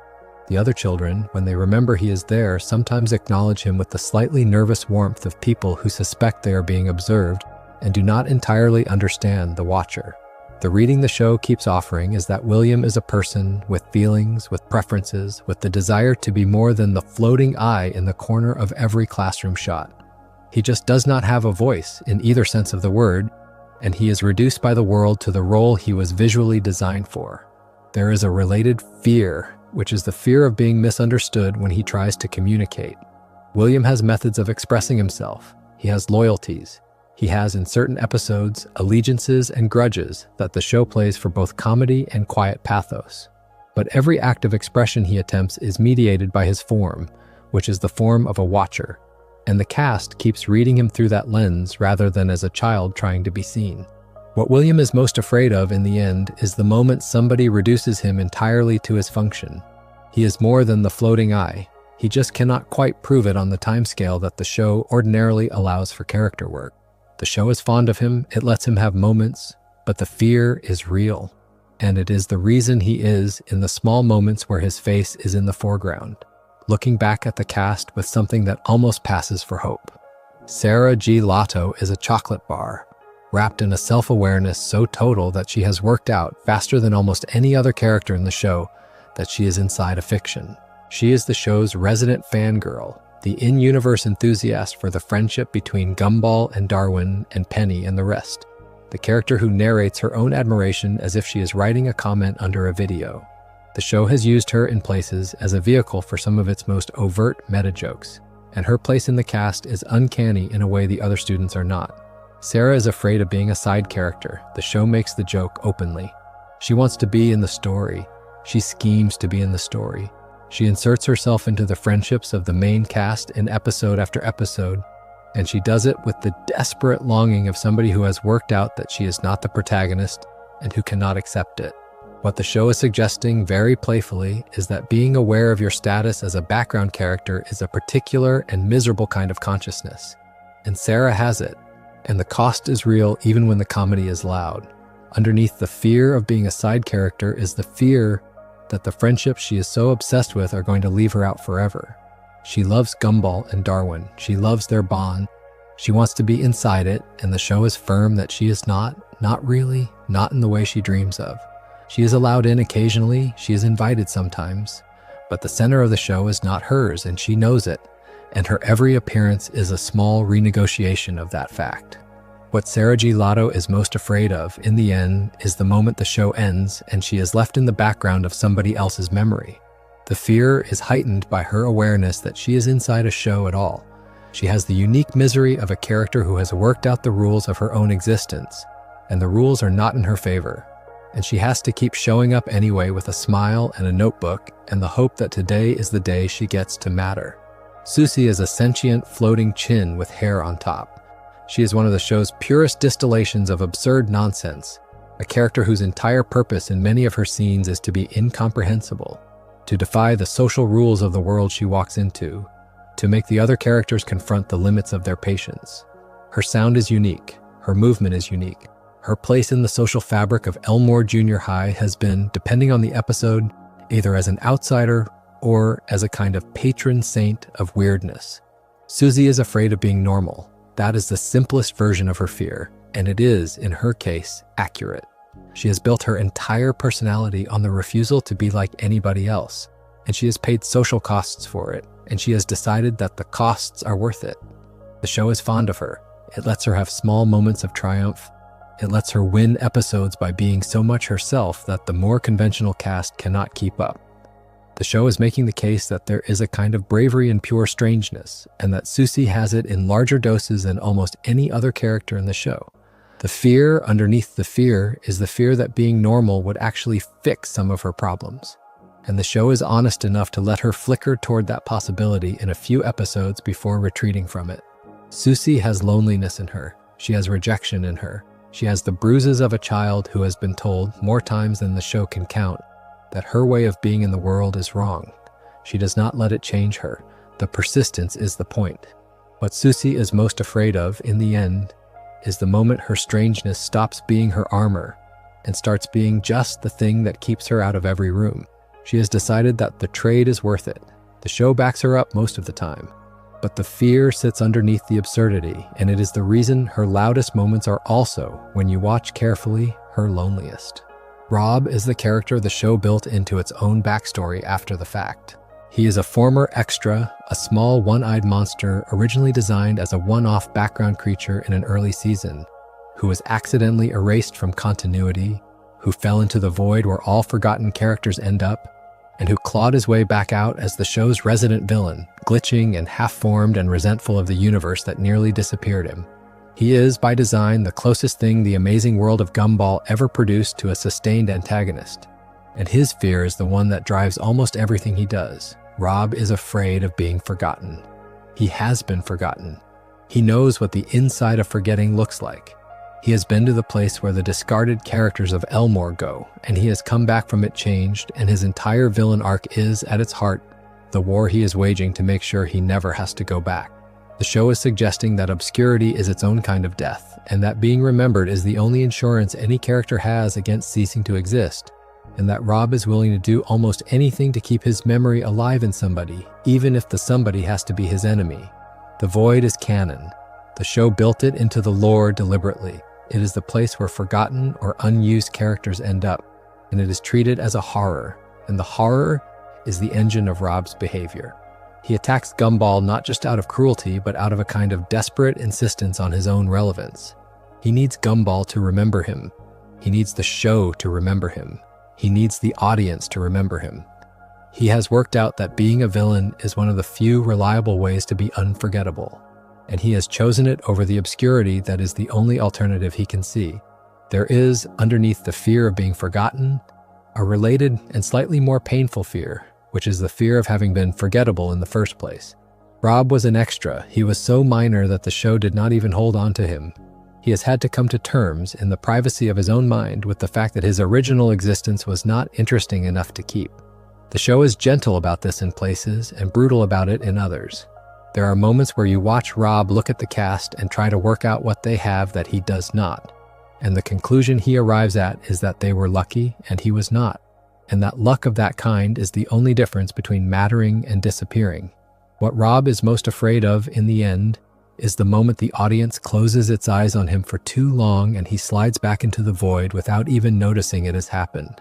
His entire villainy is built around the prevention of that moment. He performs evil because evil keeps the camera on him. He performs grandiosity because grandiosity keeps the cast taking him seriously. He performs significance because significance is the opposite of what he is most afraid of. The show treats him with a certain quiet respect. It does not let him win. It does not let him fully lose either. It just keeps him in the story because keeping him in the story is, for him, the only kindness that actually means anything. Principal Brown is a small dog who runs Elmore Junior High.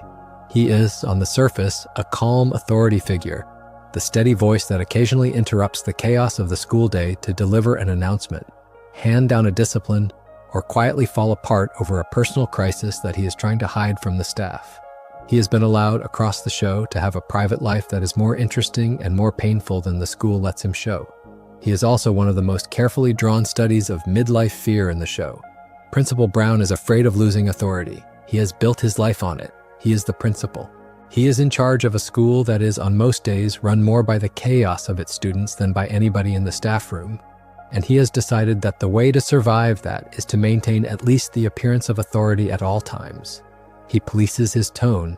He polices his posture. He polices his choices in front of the students with the wariness of a man who has worked out that respect in a school like Elmore is a fragile thing. Underneath the authority fear is the loneliness fear. Principal Brown is, in his private life, a man who does not have very many close relationships, and the ones he does have are professional ones that he cannot fully relax inside. He has, across the show, had relationships that ended, ambitions that did not pan out, friendships that the demands of his job have kept him from.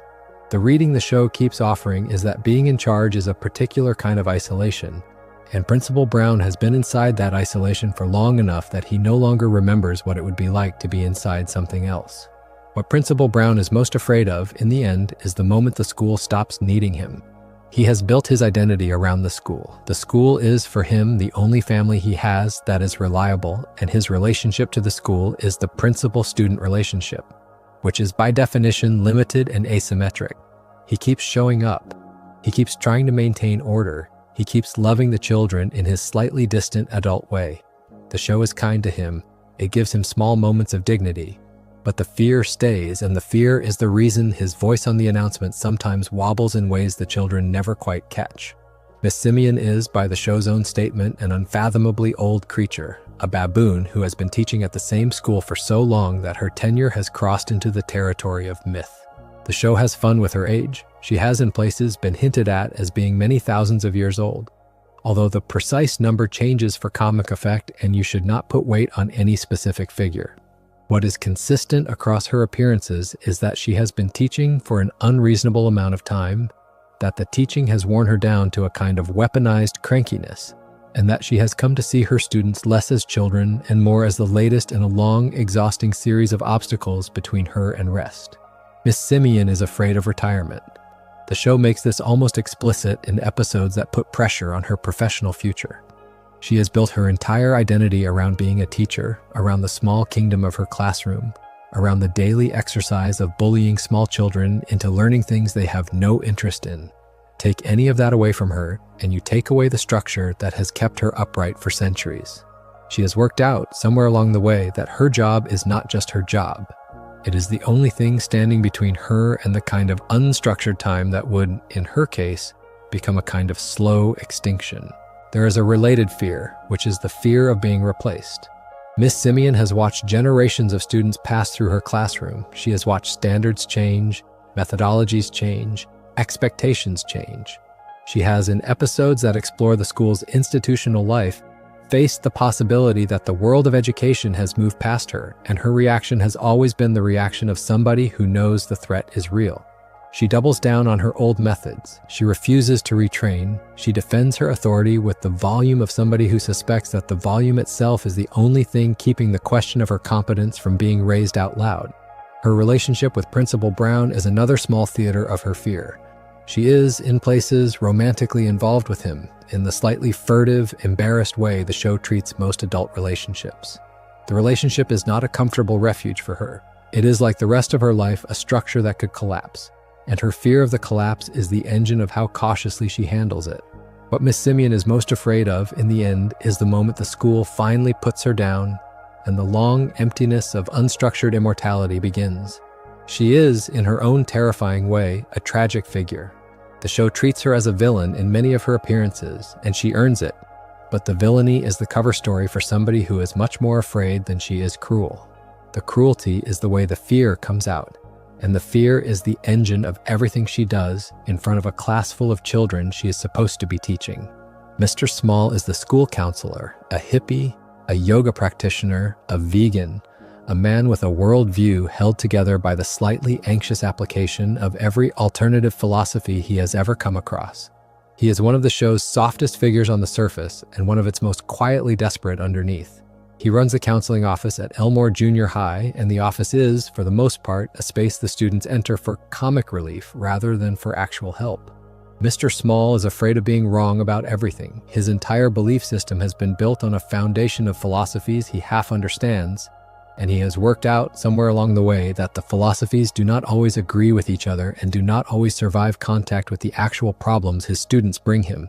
He has, in episodes that pressure his beliefs, had to confront the possibility that his approach to life is not, in fact, equipping him to help the people he is supposed to help.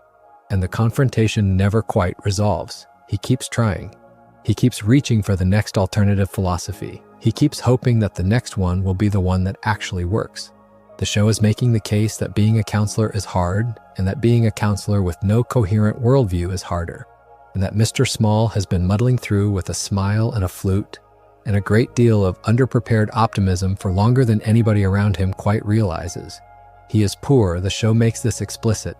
His commitment to a particular way of life has cost him most of the things adults are supposed to want, and he is aware of the cost, and his cheerful affect is the cover for somebody who is, when he is alone, not always sure that he made the right trades. What Mr. Small is most afraid of, in the end, is the moment one of his students comes to him with a problem that his entire worldview cannot help them with. He has come close to that moment more than once. The show is kind to him in those scenes, but it does not let him off easily. He has to sit with the gap between the wisdom he claims to dispense and the wisdom he actually has. And the sitting is the work of his quiet hours, and the quiet hours are when the fear is loudest. Patrick Fitzgerald is Penny's father. He is a peanut, with what appears to be a similar shell to the one Penny lived inside for the first half of the show. He is, on the surface, the closest thing the show has to a recurring obstructive father figure, the kind of disapproving in-law who turns up in family sitcoms to make the young suitor sweat. He has been openly hostile to Gumball across several episodes. He has tried to break up Gumball and Penny. He has expressed in word and deed his dislike of the boy who is dating his daughter. The surface read is uncomplicated. The deeper read, which the show eventually allows you to develop, is much sadder. Patrick is afraid of his daughter, not in the sense that he dislikes her, he loves her. The show is unambiguous about that. But he's afraid of what she actually is and of what she could become if she let herself. And he has spent her entire life building rules that would keep the her she actually is out of the world. He is the one who taught her to keep the shell on. He is the one who told her, in ways the show only gradually reveals, that her true form was something to be ashamed of, that the world would not accept her, that the safer life was the smaller life. He has spent decades being convinced that he is protecting her, and the show is honest enough to let you see the protection as the harm. What the show is making clear, with great care, is that Patrick is not a monster. He is a frightened man who grew up in a world that taught him that any departure from a narrow set of acceptable forms would be punished. He has translated that fear into the only language he knows, which is the language of protective restriction. He has told his daughter no over and over because he believes that the world will tell her no even louder. And he wants the no to come from somebody who loves her instead of from somebody who does not. The argument does not excuse him, but it explains him. His fear plays out most painfully in the episodes that follow Penny's shell breaking. He has to confront, on screen, the fact that the daughter he raised inside a cage has stepped outside of it, and that she is, in her uncaged form, beautiful and strange and powerful in ways he was hoping she would never have to be. His face during these moments is one of the most carefully animated faces in the show, because the animation has to carry a man being proud and ashamed and frightened at the same time, and proud of his daughter and ashamed of himself and frightened of the world, all in the same expression. What Patrick Fitzgerald is most afraid of in the end is the moment his daughter realizes that he was the cage. He has spent her life keeping her safe by keeping her small. She has stepped out into being herself. He has to live from that point forward with the knowledge that the freedom she found was the freedom he was preventing, and that the protection he offered was, in the language she actually needed, a slow violence. The show is gentle enough to let him try to do better. It is honest enough not to pretend that doing better is easy. Penny's mother is a much quieter figure in the show, present mostly in the background of the family scenes, occasionally voicing the more openly sympathetic position to Penny's growth where Patrick voices the more openly fearful one. She is one of the show's many studies in the fears of a parent who has watched her partner cause harm and has, for whatever reason, not stepped in to prevent it. She is afraid of conflict in her marriage. The show is not explicit about this, but it does enough work to make the reading visible. She watches Patrick make his choices about Penny. She does not, in most of the episodes where she could, intervene. She loves her daughter. She wants better for her. She also, audibly, does not want to fight with her husband. And the not wanting to fight has cost her daughter a great deal across the years.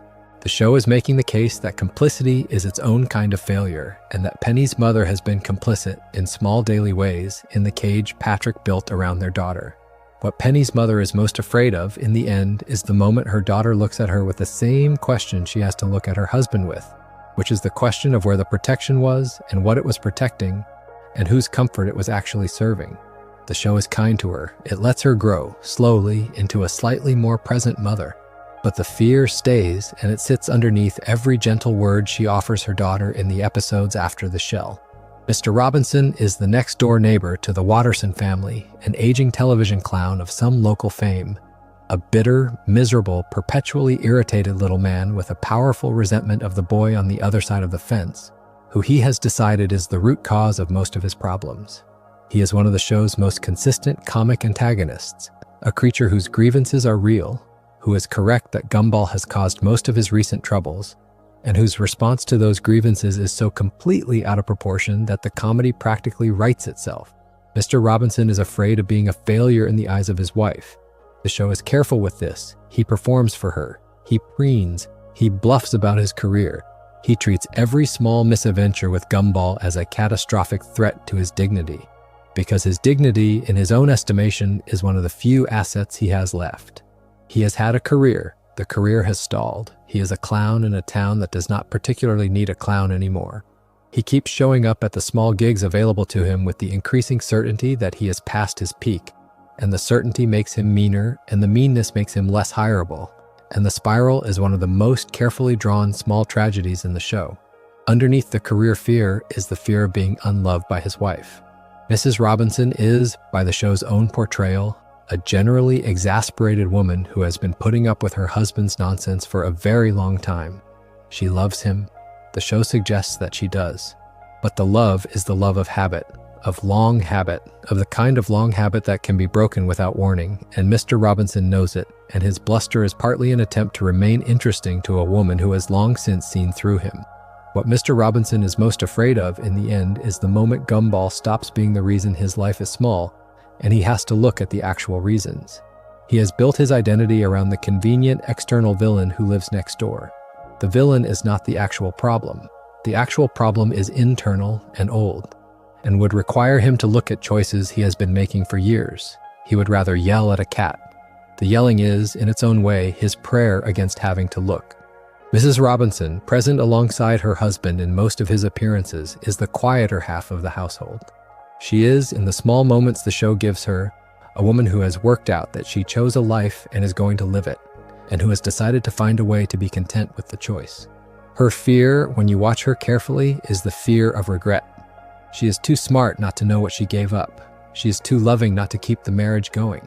The space between those two facts is the space she lives inside, and the space is, in her own quiet way, the size of her life.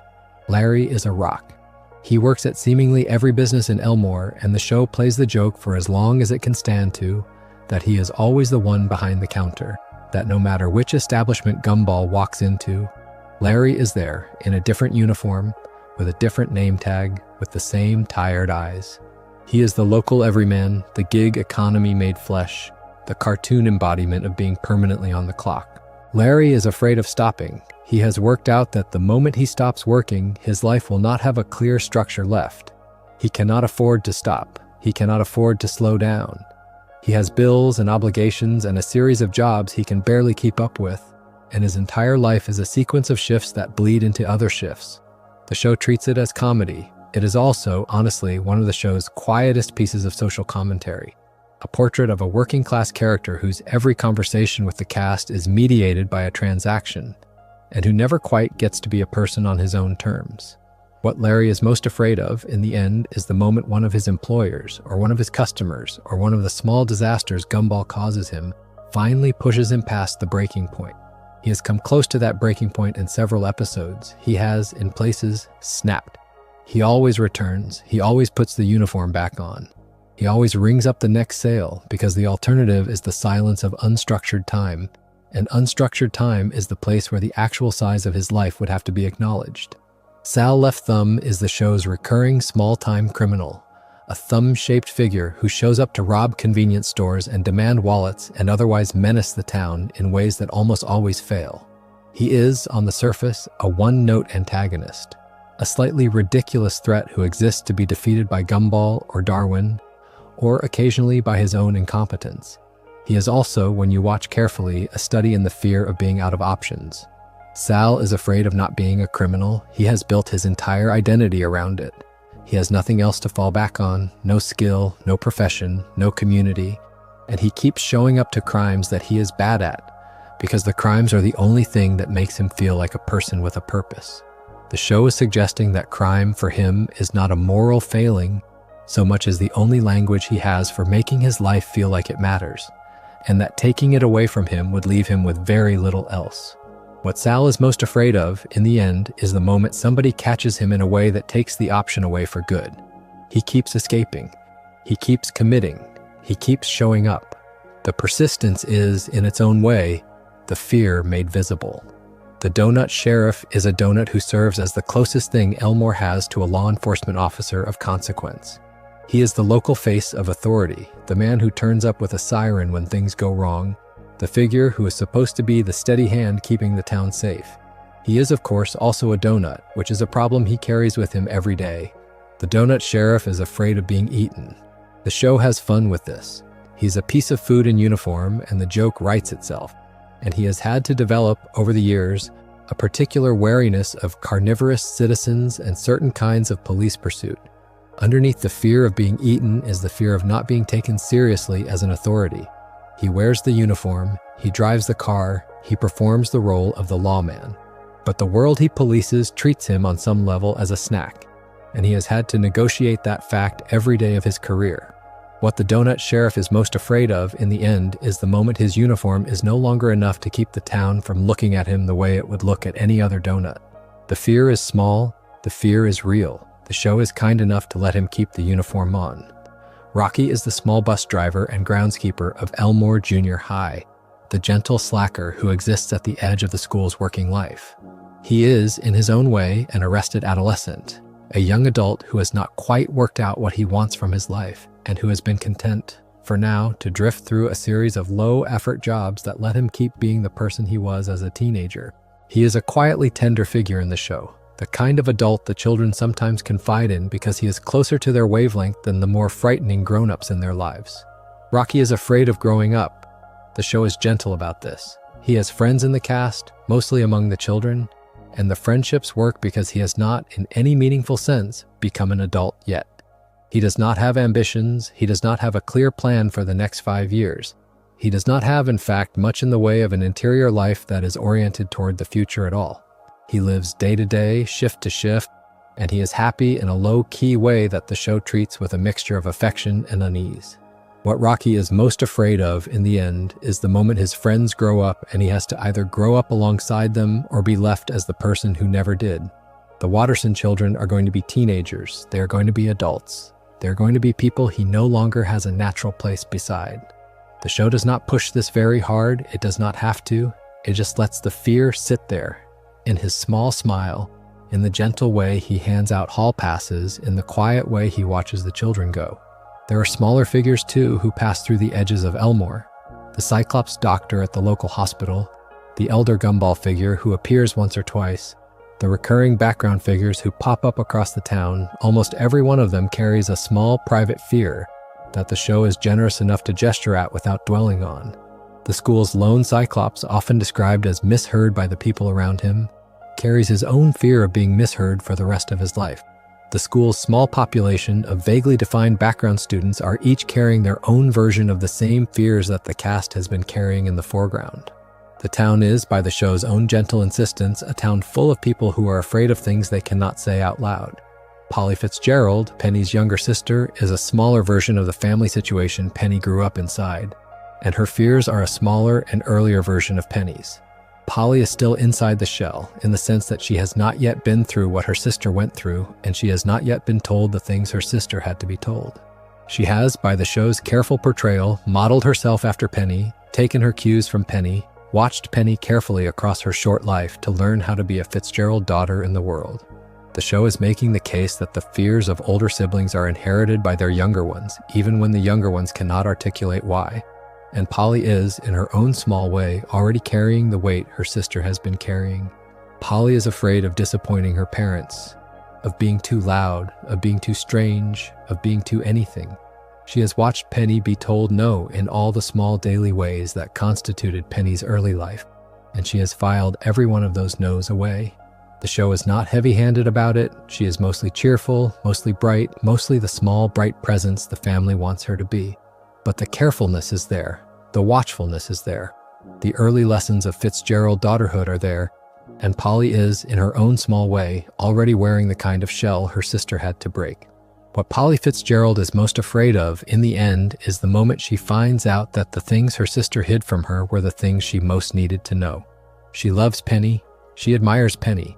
She does not yet know, in any clear way, that Penny spent her childhood inside a cage that Polly may also be inside. The show gives her time. The show is hopeful that her family will do better with the second daughter than with the first. But the fear is the early form of the fear Penny has had to spend her life trying to leave behind. And the inheritance is real even when nobody in the family wants to look at it. Granny Jojo is Richard's mother, a large pink rabbit with a thunderous personality and a habit of imposing her version of the right way to live on every member of the Watterson household whenever she visits. She is one of the show's recurring sources of family tension, the matriarch who can turn a family dinner into a battlefield in 3 sentences, and she has, across her appearances, been responsible for more single-episode chaos than almost any other secondary character. Granny Jojo is afraid of being unneeded. She has built her life out of mothering Richard, even now, even when Richard is an adult. Even when Richard has a wife who is, in every measurable respect, more capable than Granny Jojo herself. The show is making the case that her aggressive mothering is not actually about the people she is mothering. It is about her and about her terror of the day she stops having anybody to mother. She loves her son. She loves her grandchildren. She also needs to be needed by them. And the need is so loud that it has begun to crowd out the love, and the people in the family have had to negotiate her presence with the kind of caution you ordinarily reserve for weather. Underneath the fear of being unneeded is the fear of being out of date. Granny Jojo has opinions about how a household should be run, how children should be raised, how a marriage should be conducted, and her opinions are mostly the opinions of an earlier generation that the rest of the family has quietly moved past. She knows this. She does not say so out loud. But the volume of her insistence on the old ways is the measurement of her fear that the old ways are gone and that she is going with them. The show is fond enough of her to let her have small wins. The show is honest enough not to pretend the wins fix the underlying loneliness. What Granny Jojo is most afraid of, in the end, is the day the family stops inviting her over. She has worked out that her welcome is conditional in ways her own daughter-in-law's welcome is not. and the conditionality terrifies her, and her response to the terror is to be louder, which makes her welcome more conditional, in a spiral she cannot quite see her way out of. Louis, Richard's stepfather, is the gentler half of the older Watterson generation, a small soft rabbit who has been quietly partnered with Granny Jojo for years, and who is, by his behavior, one of the show's most patient men. He does not have many lines, he does not have many storylines of his own.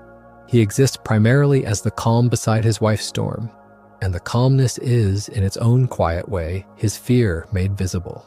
Louis is afraid of the day his patience runs out.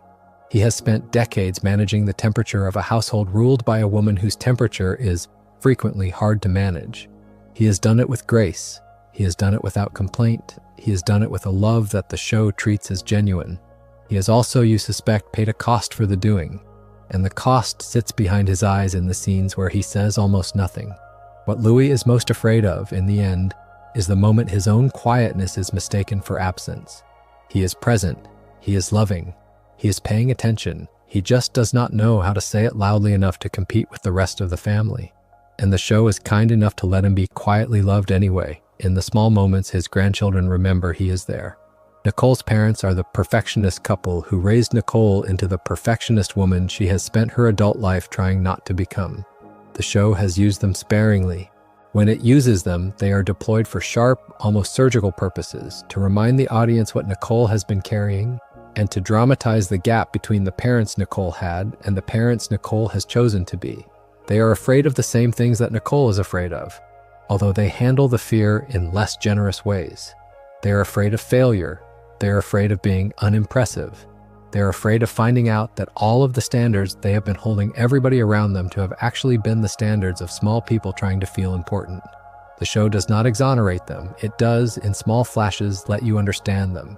They are not monsters. They are scared people who translated their fear into rules for their daughter. And the rules nearly broke her, and the show is honest about that without pretending the harm was deliberate. What Nicole's parents are most afraid of, in the end, is the day their daughter looks at them and decides that the high standards they imposed were the wrong gift to give. Nicole has, in places, looked at them that way. They have, in places, registered the look. The show does not pretend reconciliation is easy. It just lets the look sit there and lets you draw your own conclusions about what they have been carrying in the years since. Yuki Yoshida is Masami's mother, a thundercloud of a woman whose presence in any scene immediately raises the emotional temperature. She is, in the way the show plays her, almost a parody of a strict parent, a figure whose every word is delivered as a slap, and whose love for her daughter is real, but encoded in ways that are difficult to receive. Masami's grandiose, performative behavior makes a great deal more sense once you have watched her mother for a few minutes. Yuki is afraid of weakness in her daughter. She has decided, from a position of considerable privilege, that the world is unforgiving, and that the only way to survive it is to be unforgiving in return. She has tried to forge Masami into the kind of person who could not be hurt, and the forging has, predictably, caused most of the hurt that her daughter has had to live with. The show is making the case that protective harshness is its own genre of failure, and Yuki is a fluent practitioner of it. What Yuki Yoshida is most afraid of, in the end, is the day her daughter realizes that softness is allowed, and that the entire architecture of strictness her mother built was, in retrospect, not for her benefit, but for her mother's comfort. The show is hopeful, in flashes, that Masami will figure this out.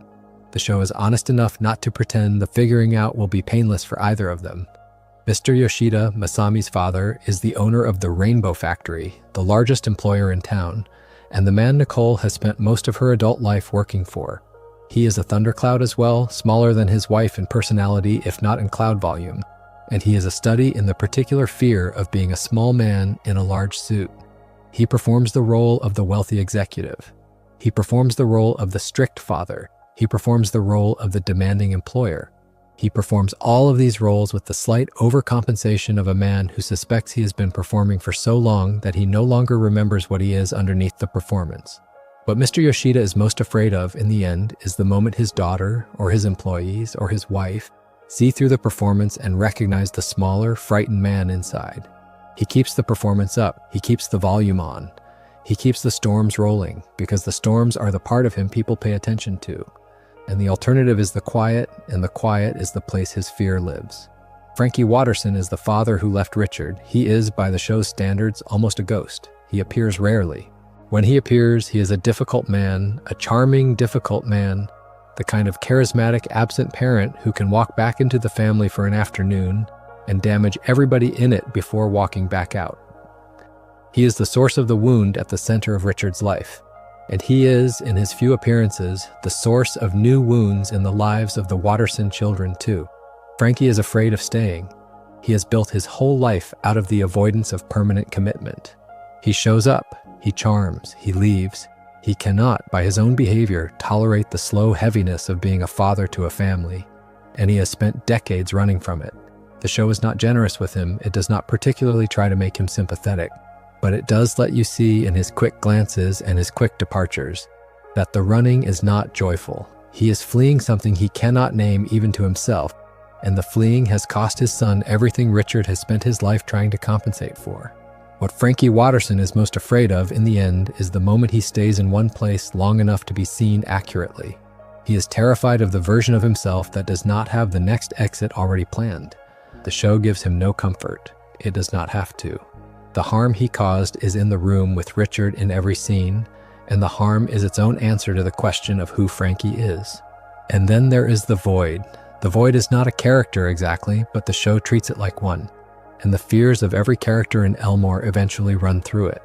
The void is the place where forgotten characters end up. It is canon. The show has dramatized it. It is the home of Rob, the resting place of every background character the writers stopped using, the unspoken outcome that hangs at the edge of every minor figure's career on the show. The void is the fear of being forgotten in its purest possible form, and the show, in its most reflective episodes, lets you understand that almost every character in the cast is, on some level, afraid of ending up there. What the show is doing when it brings the void up is enormous and strangely tender.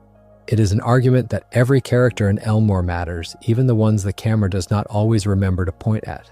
It is an argument that being forgotten is a real and terrible fate, and that the work of friendship and family and community is in part the work of refusing to forget the people around you. It is an argument that the show itself is participating in this work by remembering its own characters, by letting them have small moments even when they are not at the center of the action, by occasionally surfacing a forgotten extra and giving them a name and a story before they slide back into the background. Rob is the character who most fully embodies this fear, but he is not alone in it. Susie carries a version of it in her certainty that the world wants to flatten her into normality and erase what makes her her. Sarah carries a version of it in her awareness that the show might end without her ever having been more than a side character. Ocho carries a version of it in his terror of pixelated obsolescence. William carries a version of it in his silent terror of being only an eye in the background. Anton carries a version of it every time he dies and is uncertain whether the next return will work. The void is the underground river that runs beneath the town, and almost every character drinks from it, even when they do not know they are drinking. There is one more thing the show is doing with the void, and it is the most quietly devastating thing of all. The void is, in some of the show's more reflective moments, treated as a metaphor for the fate of every television character. They exist while the show is on. They exist while people watch the show. They exist in the memory of the audience for as long as the audience holds them there. After that, they slide into the void. The void is the place where every canceled show, every forgotten cast, every minor character whose name nobody can remember anymore eventually ends up. What the show is suggesting in those moments is that the work of watching a show is, in part, the work of keeping its characters alive. The work of remembering is the work of preventing the void from claiming them. And every character in Elmore, in some part of themselves, knows this, and is grateful to you for sitting with them tonight. Rachel Wilson is Tobias's older sister, a more or less normal teenager living in a world that is, by any honest measure, not built for normal teenagers. She is one of Gumball's early crushes, although the crush does not survive contact with the rest of the show, and she has, across her appearances, been positioned as the cooler, more competent half of the Wilson household.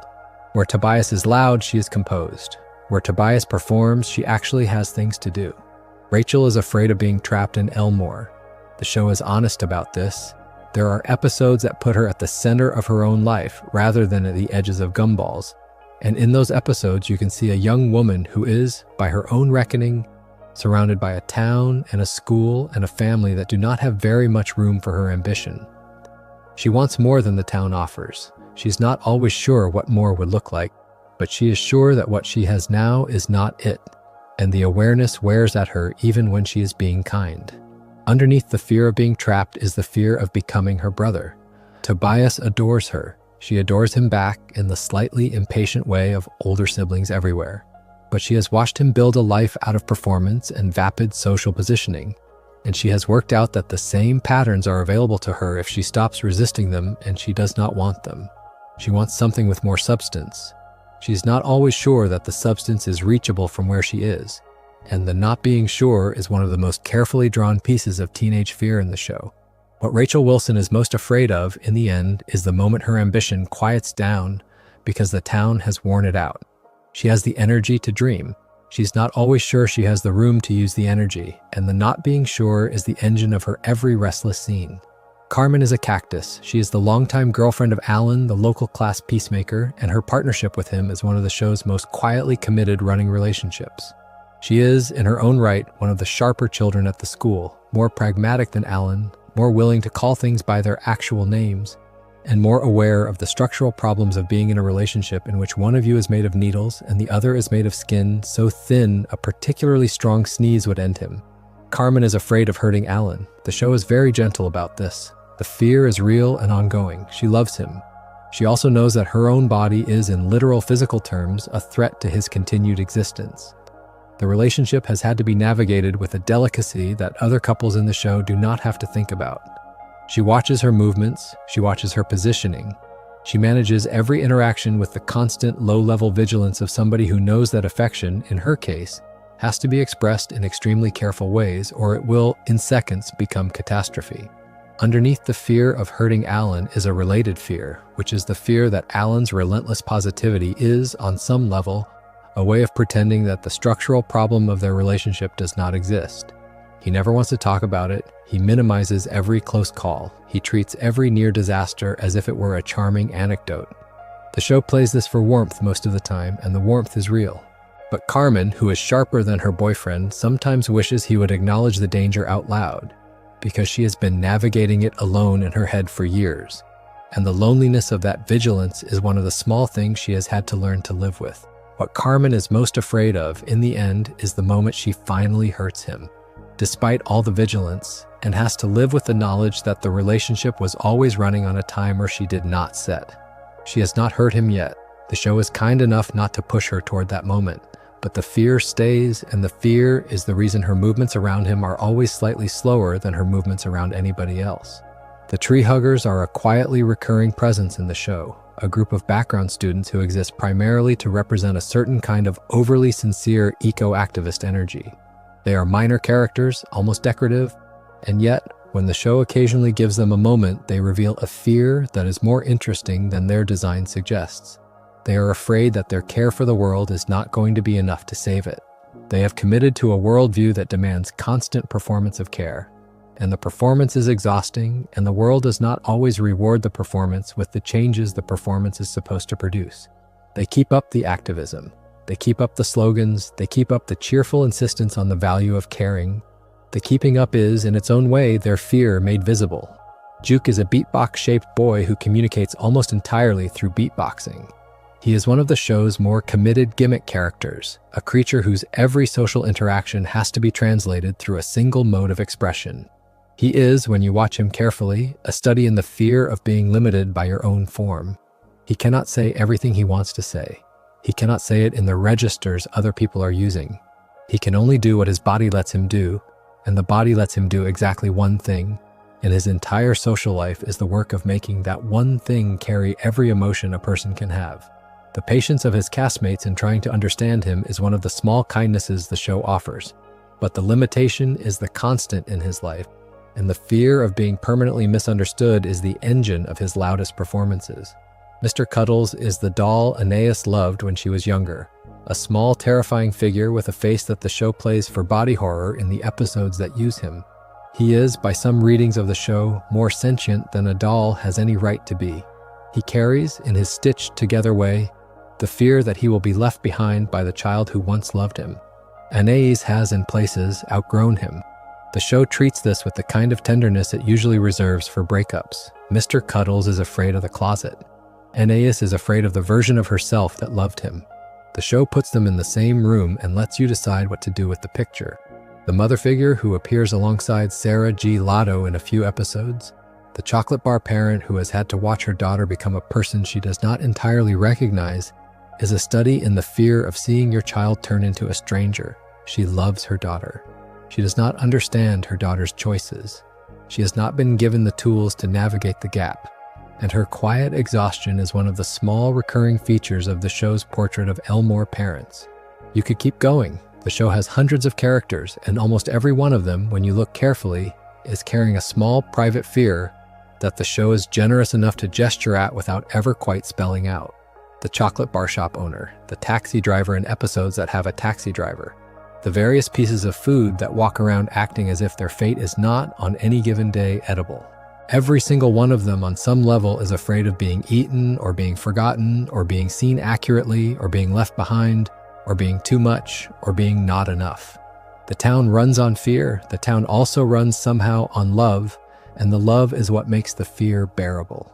If you put all of these fears next to each other, what you start to see is the actual argument the show has been making all along. The Amazing World of Gumball is not, despite its loud animation and its rapid jokes and its happy chaos, a show about a town of cheerful weirdos having adventures. It is a show about a town of frightened people doing the best they can to love each other through the fear. Every single character is afraid of something specific. Every single character has built a personality around the management of that fear. The personalities clash because they were not built to fit together. They were built to keep their respective owners safe. And out of the clash comes the comedy. And out of the comedy comes the love. And out of the love comes the show. You can see the fears bleeding into each other in almost every episode. Gumball's fear of being ordinary makes him chase Penny, whose fear of being seen accurately makes her hesitate, which triggers Patrick's fear of his daughter being seen accurately, which triggers her mother's fear of conflict with her husband. The chain runs through the whole town. Nicole's fear of being like her mother shapes how she parents Anais, whose fear of being underestimated shapes how she relates to Gumball, whose fear of his father shapes how he relates to Richard, whose fear of trying shapes how he relates to Nicole. The Watterson household is one closed loop of mutually reinforcing fear, held together by the fact that they all, despite everything, love each other. The school is another closed loop. Tobias's fear of being insignificant pulls him toward Banana Joe, whose fear of being known pulls him toward more deflection, which Tobias mistakes for friendship. Tina's fear of being seen as the monster pulls her toward the friends who can offer her something other than the monster, which forces Jamie, whose fear of being soft is structurally opposed to Tina's softening, to renegotiate her relationship with both of them. Carrie's fear of being intangible pulls her toward Darwin, whose fear of being unloved pulls him toward anybody who needs to be loved, which makes him the perfect partner for an intangible girl. The relationships of Elmore Junior High are not random. They are the slow accumulation of fears finding their complements. The adults are their own loop. Principal Brown's fear of losing authority makes him cling to a school staffed by Miss Simeon, whose fear of retirement makes her cling to the same school, which makes both of them complicit in keeping the school exactly as it is, which leaves Mr. Small without the resources he would need to actually help the children. Larry works every job because every business owner is too afraid to hire properly. Mr. Robinson rages at Gumball because he cannot bear to look at his own choices. Every adult in the show is, in their own way, a person who has spent decades adjusting to their fear, and the adjustments have become the architecture of their lives. The thing the show is doing, when it puts all of these fears in the same town and lets them grind against each other, is making an argument about what it is to be alive at all. The argument is that everybody is afraid of something, that the fear is the engine of most of the personalities you encounter in any given day, and that the project of being a decent person in a town like Elmore or anywhere else is the project of recognizing the fear behind other people's behavior and treating them as if you understand it. The show does not always manage this, its characters do not always manage it, but the show is on the side of the trying. There is a question that comes up when you have spent this many hours thinking about a cartoon, about whether the show is making a more specific argument about a particular kind of fear, a particular kind of childhood, a particular kind of family. The answer, as far as the show itself ever quite states it, is no. The show is interested in fear as a general principle. It is interested in how fear gets passed from parents to children, from older siblings to younger ones, from teachers to students, from neighbors to neighbors.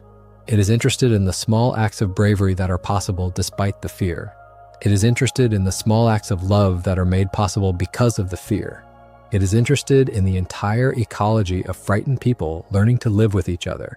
And it treats the ecology with the kind of patience that almost no other comedy aimed at children has been willing to extend. The fans have, of course, taken this further. There is a body of speculation online, none of it confirmed by the show, that argues that the entire world of Elmore is a kind of construct, a simulation, a dream, a metaphysical experiment of some sort. The arguments draw on the show's many meta-jokes, on the void, on the occasional fourth-wall moments, on the strange consistency of the animation choices. These readings are interesting, they are also speculation. The show plays with the ideas but does not confirm them. What the show does confirm, repeatedly, is something much smaller and much sadder. The world of Elmore is the world of a town full of people who are afraid and who love each other anyway, and who do not always know how to say so out loud. There is one last fear worth sitting with, and it belongs to the show itself, in a way the show occasionally lets you see directly. The Amazing World of Gumball, across its run, is aware of its own existence as a piece of television. It plays with its format. It comments on its own conventions. It has Gumball look at the camera. It has characters reference the structure of the episode they are inside. It has, in places, made jokes about the show ending, about characters being written out, about the audience changing, about the cultural moment shifting underneath its feet. The show is, in other words, afraid of its own ending. In much the same way its characters are afraid of theirs. What the show is suggesting, when it surfaces this fear, is that television itself is a fragile thing. Shows end, characters get forgotten, worlds that millions of people lived inside for half an hour at a time get packed up and put away, and the people who lived inside them have to move on, and the people who made them have to move on, and the only thing that keeps any of it alive is the act of remembering. Gumball, by being explicit about this, asks you in its quiet way to remember it, not because it is owed your memory, but because the alternative is the void. And the void is the place where every story ends up if nobody bothers to hold on to it. This is one of the reasons the show has aged in the strange way it has. People who watched it as children have come back to it as teenagers and as adults, and they keep finding it somehow, deeper than they remembered. The fears the characters carry are fears that grow up with you. Gumball's fear of being ordinary becomes more relatable, not less, as you get older. Nicole's fear of being like her parents becomes more recognizable. Richard's fear of trying becomes, if you're honest with yourself, less funny and more familiar. The show is, in this respect, a kind of trap. It looks like a children's cartoon. It rewards repeat viewing with an entirely different show, one that has been hiding underneath the bright animation all along, one that is patient enough to wait for you to be old enough to hear it. There is also a real-world dimension to this fear that the show could not have anticipated when it began. The production history of The Amazing World of Gumball includes the show's original ending, and the long stretch of time in which fans did not know whether they would ever see the cast again, and the eventual announcement that the story would continue. The cliffhanger of the show originally went off the air and left several characters in a state of unresolved fear, and the audience inherited that fear. And the years between the cliffhanger and the continuation were years in which the question of what would happen to Elmore was, in a real sense, the audience's fear too. The show invited you, accidentally or otherwise, to share in the fears of the characters. The years of waiting were a kind of communal experience of the void, and the eventual news that the story was returning was a kind of communal relief from it. It is worth pausing here just for a moment on what the show has actually achieved by being this thoughtful. Children's cartoons are not, as a category, expected to spend this much time thinking about fear. They are expected to be loud. They are expected to be reassuring. They are expected to wrap up each short story with a clear moral and a clean ending. The Amazing World of Gumball does some of those things sometimes, but it also keeps pulling at threads that other shows would have left alone. It lets Gumball be genuinely sad. It lets Nicole be genuinely angry. It lets Richard be genuinely broken. It lets Penny be genuinely afraid of her own body. It lets the cast carry their fears across episodes, across seasons, across the entire run of the show, and it lets the fears change them in ways that television characters are not usually allowed to be changed. The cumulative effect of all this is a town that feels, despite everything, like a real place. The streets of Elmore have an emotional weather to them. The school halls have an atmosphere. The Watterson kitchen has a quality of light that you can almost feel through the screen. None of this would work if the show had not done the hard work of giving every character a real fear to carry.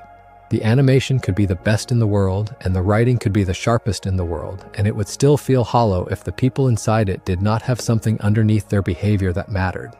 The show does the work. It always does the work. And the result is that the town stays with you in a way most television towns do not, long after the credits have rolled and the screen has gone dark. That, in the end, is the gift the show is offering. Not the comedy, although the comedy is real. Not the visual invention, although the visual invention is remarkable. The gift is the company. The gift is that for as long as you watch it, you are sitting in a town full of frightened, lovable, ridiculous, recognizable people who are doing their best. And the doing of their best is a kind of warmth that very little else on television can match. The Amazing World of Gumball is, when you strip everything else away, a show about how to be afraid in the same room as the people you love, and how to love them anyway, and how to keep showing up for them when neither of you knows what is going to happen next. If you have made it to this point in the video, you have spent a long, quiet stretch of time with a cartoon you might have first encountered when you were much younger. You have looked at the same characters you laughed at then, and you have listened to the fears they have been carrying the whole time, and you have, in a small way, refused to let any of them slip into the void on your watch. That is not nothing. That is, in fact, the entire project of caring about a show or a book or a person or a town. You keep them in your head. You keep them in your heart. You hold them there for as long as you can, and you let them comfort you back. And the holding is, when you are old enough to understand what holding actually means, almost the entire definition of love. The show, when it ends, when it really ends, will leave Elmore in your hands and the hands of every other person who watched it. The characters will stay alive in those hands. Gumball will keep looking at the camera in some viewer's memory for as long as there are viewers to hold him there. Darwin will keep loving everybody he meets. Anais will keep rolling her eyes. Nicole will keep being competent and tired. Richard will keep being on the couch. Penny will keep stepping out of her shell again and again every time a new viewer sees the episode where she first does it. Carrie will keep watching. Rob will keep clawing his way out of the void. And the show, by remembering him, by writing him, by letting him be a villain instead of a forgotten extra, will keep saving him. That is what the show is asking of you very gently in every episode it ever made. Remember us. Hold us. Notice that we are afraid. Notice that we love each other anyway. Let our fears teach you something about your own. Let our love do the same. And when you are tired, when the lights are low, when the day has worn you out, come back to us and sit with us and let us be quiet together. We are, all of us, afraid of something. We are, all of us, holding on as best we can. And the holding is, in its way, enough. Thank you for spending this time with me. If you have enjoyed it, if anything in here has made the night a little easier, please consider subscribing to Cortoon because it really does help us keep making these. There are more long, quiet videos coming about more of the shows you grew up with, and we would love to have you with us for them. For now, sleep well. Take care of yourself. Be gentle with whatever fears you are carrying tonight, and remember that the people you love are carrying their own. If you enjoyed the video, make sure to subscribe, and I'll see you in the next one.